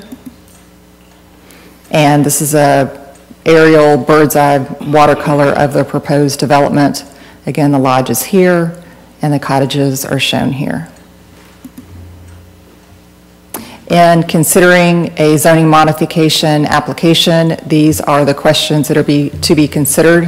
Whether the zoning proposal will permit a use that is suitable in view and use of the development and adjacent property. The staff comment is it will. Whether the zoning proposal will adversely affect the existing use or usability of adjacent or nearby property. No, they are not requesting any changes to the uses in the current PD zoning. Whether the property to be affected by the zoning proposal has reasonable economic use as currently zoned. Yes, it does. Whether or not the zoning proposal will result in a use which will or could cause an excessive or burdensome use of existing streets, transportation facilities, utilities, or schools. No, it will not. Again, they're not proposing any changes in the uses or densities in the development. Whether or not the zoning proposal is in conformity with the policy and intent of a comprehensive land use plan, which it is. And whether there are other existing or changing conditions affecting the use and development of the property which give supporting grounds for the approval or disapproval. And the current configuration of the PD boundary is oddly shaped, and the proposed modifications will promote a more orderly site design for the proposed improvements. The Island Planning Commission unanimously recommends approval of this application, as does staff, and I'm happy to answer any questions you may have. Questions for staff? When did the IPC approve this? It was approved at their special called meeting earlier today. Okay, and this that you just quoted us up here, where was that presented to, for us to be able to look at, or the public to look at before right now? It was mentioned in the staff report that the Island Planning Commission would be having a special called meeting this afternoon, and so we were not able to provide that information in time in the staff report, and that information would be provided this evening. Okay, do you believe that was adequate notice for the commissioners as well as the general public? It was an unusual timing because of the item being tabled originally at the Island Planning Commission meeting. And yes, sir, given the advance notification in the staff report, staff wanted to make sure that the commissioners were aware ahead of time that we would not be able to include the IPC recommendation in advance in the staff report, and that this would be our earliest opportunity to be able to do so. Okay. Well, I don't believe we've had adequate notice, and I would support deferring this and the next item on there until we have had time to look over this and look and see the details as you just presented and consider, and also have the general public be able to look at it. All right, any other questions for staff? Yeah, real quick. You showed us a map. You're showing that they have some that it's already PD, they want to take to FA, and some that's FA taking to PD. Yes, sir. Is that about the same amount of acreage that they're converting back and forth? It's very close. It's very close. Yes, sir. Okay, thank you. Any other questions for staff? Just a quick one. This was a unanimous vote? Yes, sir. Which meant all of our appointees agreed with this? Yes, sir. Thank you. And it was a two-part motion on the IPC agenda, as it is on your agenda, for the rezoning from FA to PD and PD to FA. Both of those votes taken today at the Island Planning Commission were unanimous, for clarification. Any other questions for staff? All right. I'd like, no more questions. What else did you have? It's a public hearing item. I was fixing to open it up for Okay, cool. public hearing.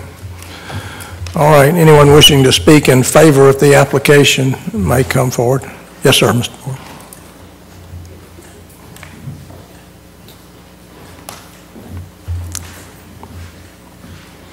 Just for the record, I'm repeating my comments I made at the IPC meeting today for your benefit. Would you state your name? Hugh Bork, back again. Yes, sir.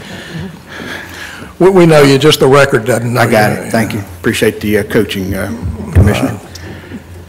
I am for this proposal based on what I saw. I also didn't get the normal time I spend reviewing the IPC applications to form my own opinion.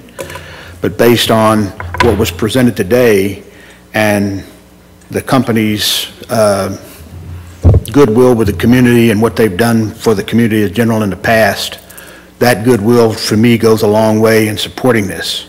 However, to Mr. Coleman's point, the process on this, all I'm going to tell you, gentlemen, is it smells bad, okay? If it wasn't for the company's credibility, the methodology and the change of process to get this through, okay, is just more of what we've all heard out in the public record of how business is conducted, okay, at this level, okay? This one aside, and don't take any offense at this for your Sea Island folks, I'm supporting it, all right?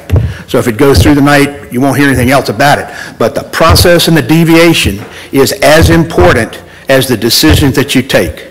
The leadership I saw here tonight and around this thing, again, reinforcing Mr. Coleman's comments, I'll just leave it at very nicely put. I am severely disappointed in what I'm seeing in county leadership here. So I'm okay with this one being done, but only on the credentials of what the company's bringing forward, not on what I'm seeing here at the process for the Island Planning Commission. Thank you.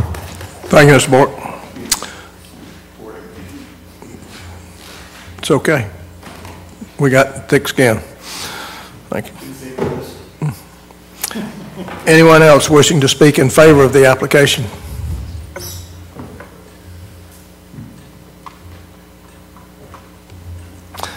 Seeing none, anyone wishing to speak in opposition to the application?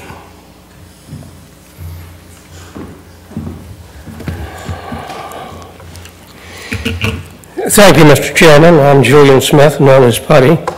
I'm sure you're going to pass this, but I will speak in opposition to it, to these zoning amendments, just so there's something on the record that you were warned. Let me start with a very simple matter. Your online agenda gives links to two separate reports, ZM 3624A and ZM 2624B, but only one report is provided in what I find online. And if you look at your packets, you may find that the same report occurs twice. So you'll have either two reports, identical reports that are 29 pages long, or two identical reports that are 25 pages long, but if you're the same, if you have the same thing that the public is getting, you won't have them both. Now, the only purpose of these text modifications to the plan development text is to make possible the construction of 8 new buildings on the edge of the Atlantic Ocean. If you don't understand how low these buildings are in relation to the ocean, you might notice that one of the requirements on the engineering, for the design of the buildings, is that they will have engineered flood vents. I mean, that's built into the assumption that the designers of these 8 new buildings have, that they will possibly be flooded. Now, if you walk along the beach at low tide, you can see even now how far up the tide surge with Irma went.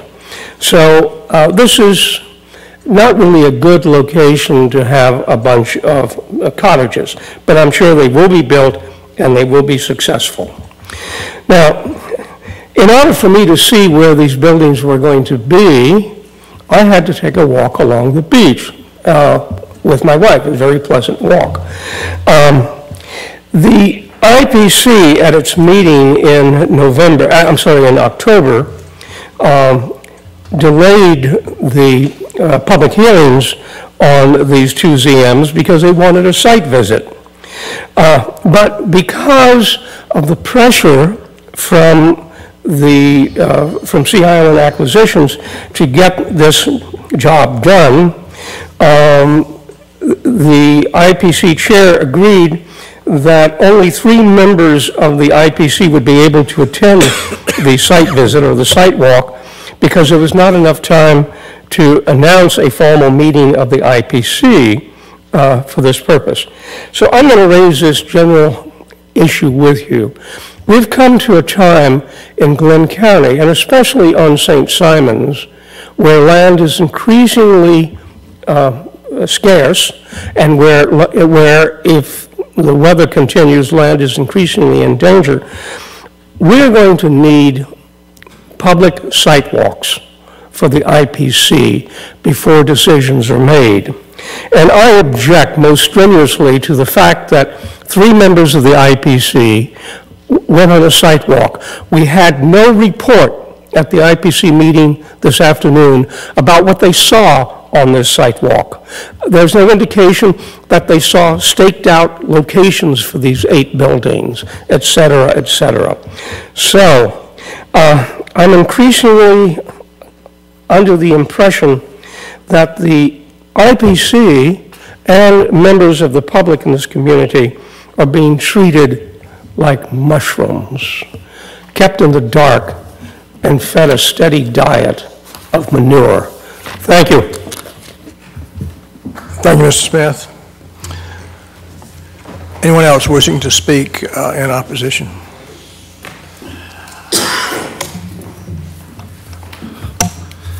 My name is Jeff Kilgore. I'm a resident of Brunswick, Georgia. And unlike Mr. Smith, I'm not an imbiber of any beer or all the things that you talk about. But I do continue to come before you folks because I rely on your maturity and your judgment to do the right thing. And I have every hope and confidence that you'll do the right thing with regard to this application. The survey that was presented, and I expected somebody from the staff or somebody from the IPC today to bring this up, but they didn't. But this survey is 2006. And so given all of the hype and the expense to get to this point, I would have thought that at a minimum that there would be a current survey to properly mark the jurisdictional line and boundary and to properly delineate what is the property of Sea Island Acquisitions and what has accrued to the DNR through whatever erosion may have occurred over the last 11 years, the number of storms that we've had, not to mention the 2 hurricanes in the past year. So I think that there's a serious flaw in this application, and it needs to be cured with the current survey and with current lines and boundaries. Thank you very much. Thank you. Anyone else wishing to speak in opposition to the application? Seeing none, hearing none. Commissioners? I can make a motion to accept the request to amend the Sea Island Golf Club PD district, adding the acreage as noted and rezoning the property from FA. Second. Oh. I have a motion and a second by Commissioner Booker. Yeah. Commissioner Booker. Discussion. Yes, sir. I would like to caution each one of you that the points that have been made here this evening are fact, and it will continue. The facts are going to continue to keep coming until one day this commission wakes up and realizes that we're not doing things like they should be done. We're not saying we don't want this done. We're just saying we want it done right. And all the favoritism and obvious favoritism that has been played to this is just totally out of line. You guys can sit here and vote on this if you want to, but I'm here to tell you, you're not doing the right thing. I know you don't want to hear that from little old me, but little old me is telling you it's going to come back to haunt you one day. Thank you. Yeah, I'd like to just respond to that. I appreciate Commissioner Coleman's advice and considerations and warnings to us. I think the IPC carries out their duties with increasing degree of precision and thoughtfulness. I'm sorry. Please. I think the meetings have been contentious. The meetings have been very outspoken, and I think I was the only commissioner that was there today, and what I saw was unanimity in the members of the IPC in support of this application. I saw that they were very appreciative and grateful for the opportunity to make the site visit, and in fact, along the lines of what Mr. Smith suggested, they actually were of the opinion that more site visits should be done in the future in other applications. But I saw an IPC that oftentimes is divided and at odds with one another in unanimity for both numbers 3 and 4, as we see in the public hearing land use section of our agenda this evening. And to me, that speaks volumes. Now, in terms of how this is somewhat irregular, I think we're in sort of an unusual period right now where we've changed the frequency of the IPC meetings. Some of these issues were disrupted by the weather. I think Sea Island Corporation made earlier today, made a very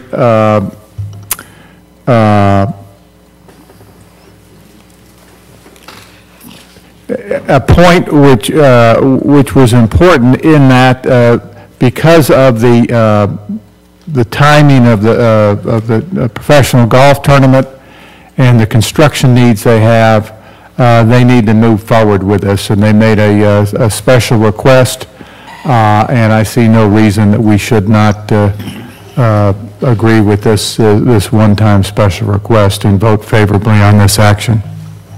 Any further discussion? Yes, sir, Mr. Chairman. I'd like to make a motion and we defer this to the next meeting. All right, we have a motion to defer. Have a motion. Is there a second? Motion dies for lack of a second.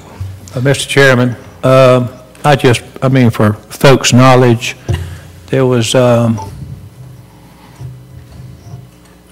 some words about engineered flood vents.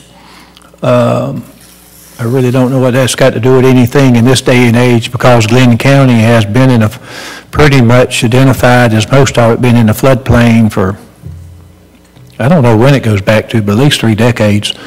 And local building codes require you to put in engineered flood vents in your structure if it has to be built up off the ground. That's something been around for years. I live 20 miles from the ocean, at least 20 miles. I've got engineered flood vents around my house down at the, so I don't know why we should even be talking about that, but I appreciate folks wanting to bring that to our attention, but that is a part of everyday life in the construction world and in homes in Glynn County.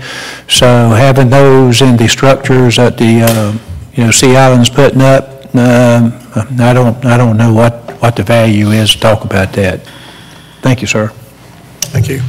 Any further discussion? Yeah, Jim, I'd like to bring up a point. I hear about this as special treatment because Sea Island asked for a special called meeting. And as Commissioner Murphy pointed out, we've cut back the number of meetings to every other month.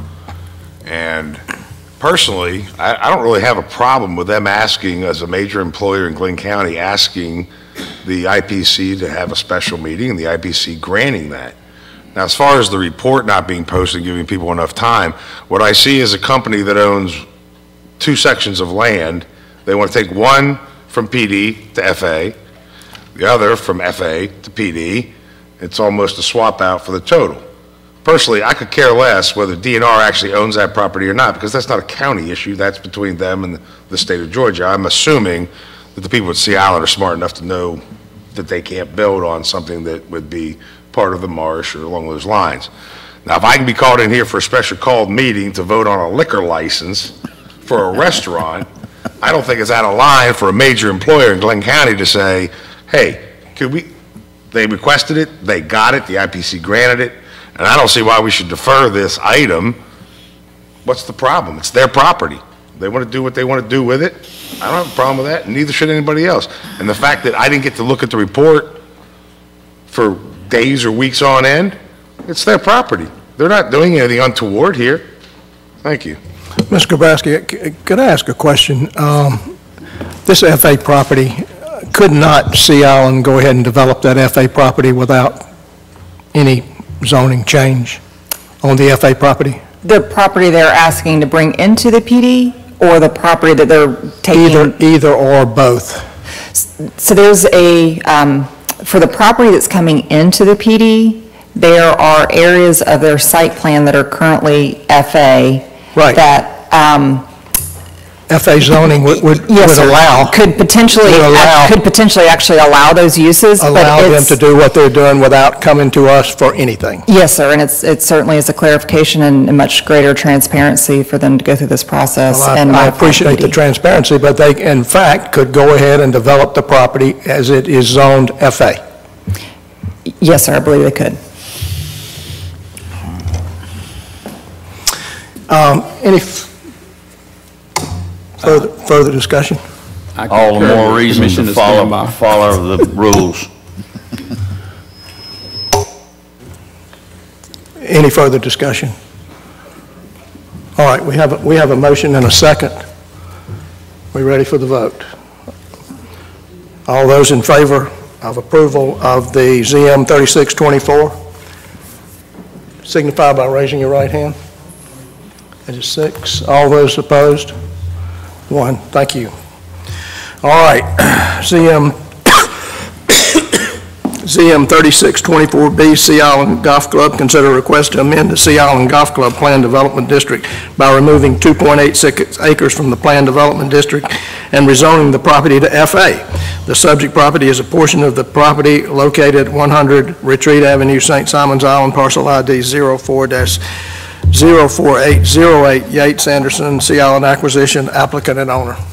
This is the second part of the same zoning application, and again, the IPC did recommend unanimously for approval of this zoning modification request. Questions for staff? All right, this is a public hearing application. All those that would like to speak in favor of the application may do so. Come forward. All those that would like to speak in opposition to the application may come forward. Seeing none, hearing none, commissioners. Make a motion to approve the request to amend the PD district and rezoning it to FA. Second. Have a motion and a second. Any discussion? All those in favor signify by raising your right hand. All those in opposition, 6-1. Thank you. Mr. Chairman, I'd like to make a motion to approve all items on consent agenda, general business, with the exception of any items any commissioner so wishes to pull. Have a motion. Second. A motion and a second. Any discussion? All those in favor of approving the consent agenda signify by raising your right hand. That is unanimous. All right. Under general business, consider authorizing the naming of the Public Works Administration Building to the Edward C. Whittle Building in honor of a lifetime service to Glynn County. Mr. Austin. Good evening, Chairman, Commissioners. As you know, Ed battles cancer right now. In 2 weeks, we hope to have Ed here to receive his service award for 48 years of service to Glynn County. He started before our CFO was even born. This is a small thing, but the right thing to do to honor a person that has served his entire adult life to this county and given everything he's had. I hope that you vote yes. Mr. Chairman, I'd like to make a motion to authorize the naming of the Public Works Administration Building to Edward C. Whittle Building in honor of his lifelong service to Glynn County. I have a motion and a second. Any discussion? All those in favor signify by raising your right hand. Thank you very much. It is absolutely the right thing to do. Thank you.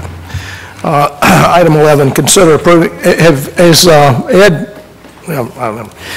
consider approving a grant contract with the Georgia Department of Human Services, DHS, Department of Family and Children Services, through the Promoting Safe and Stable Families FY18 KidsNet program for a grant in the amount of $58,695 and increase the juvenile court's FY16 revenue and expenditure budget by $44,021.25. The $1467.73.75 match will be provided by the juvenile court's operating budget. Ms. Hart. Yes. Good evening, Mr. Chairman and Commissioners. I'm Carla Mathis from the Juvenile Court. Mr. Riley sends his regrets. He cannot make it this evening, but we do ask that you go ahead and approve these funds for our court. This is a recurring grant that we have received numerous years in the past, and this will continue to fund our diversion program for children and families in Glynn County. Any questions for the applicant? Mr. Chairman, I make a motion to approve the grant contract with the Georgia Department of Human Services. I have a motion and a second. Any discussion? All those in favor signify by raising your right hand. That is unanimous. Thank you. Thank you. All right, item 12, consider responding to the Coastal Regionals Commission letter designating Glynn County's level of interest in a regional T-Splosh, a single county T-Splosh, or no interest at this time.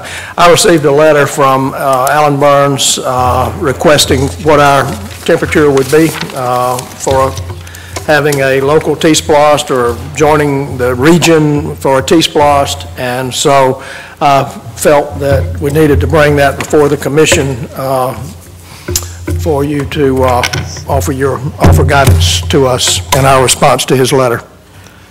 Mr. Chairman. Mr. Motion. I'd like to make a motion that Glynn County send a letter to the Coastal Regional Commission saying that we have no interest at this time. Second.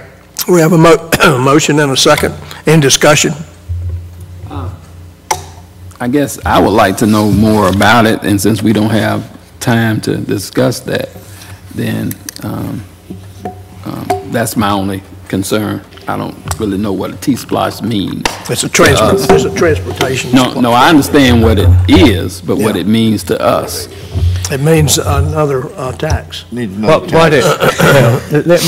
I think I can answer it for you. The state would rather the counties fund more of the highway projects. It's not about public transportation, moving people around in vehicles. It's about paving roads or putting in new roads. And back in 2012, I believe, they put us, there was a T-Splosh on the ballot, and it went down, I think, 60-something% against. But, you know, the state would like to see local governments or regions, if you will, you know, counties come together and tax their citizens another 1 cent.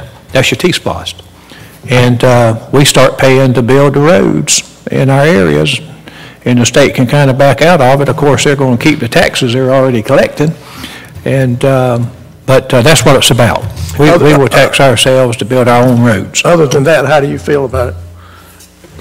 I'm for voting it down. Yeah, the state keeps dumping this back on the local communities. They've already taken a big chunk of our loss tax from the gasoline tax and everything else, which is coming out of our pockets, which we were using to put into Glynn County. This is just another move of, well, let's go back in, and you want your money back, Glynn County. Let's put a tax on your citizens to make up the money that we already took from you. They need to be taking that money and putting it back into the local communities they're taking it from, not asking us to tax our people more. Yeah. Let me add, Commissioner Stambaugh brought up something very important.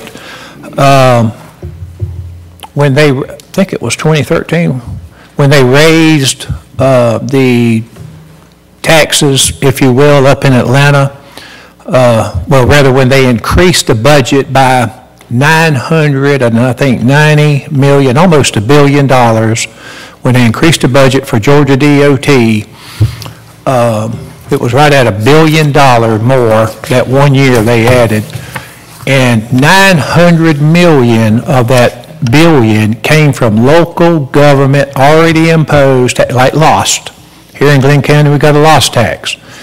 And that loss tax, that's 1% on local sales, including gasoline. The state came in and grabbed it. Am I not right, Mr. Hours? The state came in and grabbed that loss. Well, they did that throughout all of Georgia, and rather than they going out and raising taxes on the public across Georgia, they didn't want to show that they were raising taxes by $1 billion. They just came in and snatched our loss tax, and they did that in all the 159 counties that had it, and moved that money over to their coffers. And so where that money was being remitted back to us on a yearly basis, they kept it. And that's how they increased their budget. And then on top of that, it was also on the ballot for us to do a T-SPOS. And so it went down in flames here and pretty much all across Georgia. We haven't gotten reimbursed at 25% of whatever we're getting from the state yet, have we? For the disaster relief. Commissioner Booker, no, sir, from Matthew, we have not been reimbursed the full amount yet, that's correct. That'd be from the Well, federal. I reserve my comments until we get our money back. Well, that's the federal government, I think, that owes us that, Commissioner. That's not the state. All right. Any further discussion on Commissioner, whatever his name is, Strickland's motion to deny this request for a T-SPOS? All right. All those in favor of a no interest at this time and forevermore? No, I'm kidding. Just a no interest at this time response to the CRC, signify by raising your right hand. That is unanimous. Thank you. Squire, I understand we have something for executive session related to legal lawsuits. Pending litigation, yes, sir. Pending litigation, Mr. that's Chairman, what I point meant to say. of clarification. Am I correct in the assumption that item 9.1 was placed on the Consent agenda? Yes, sir. under item 9? Did you want to pull it off? No, that's okay. fine. No, I just want to make sure that It was placed on consent. Mr. Chairman, I make a motion to go into executive session for pending litigation, or potential or whatever. Which one? Pending, sir. Pending. Thank you.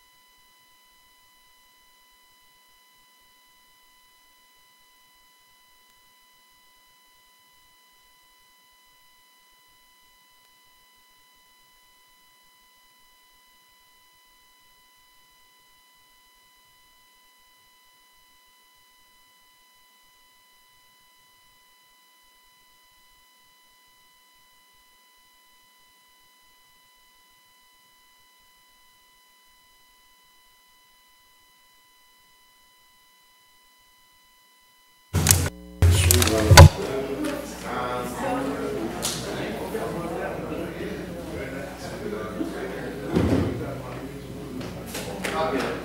you, sir. Yes, sir. Mr. Chairman. Oh, yeah, Bill, get over there and sign all that stuff. We'll be here. Yeah, we can get one. Yeah, good luck. Good luck. John.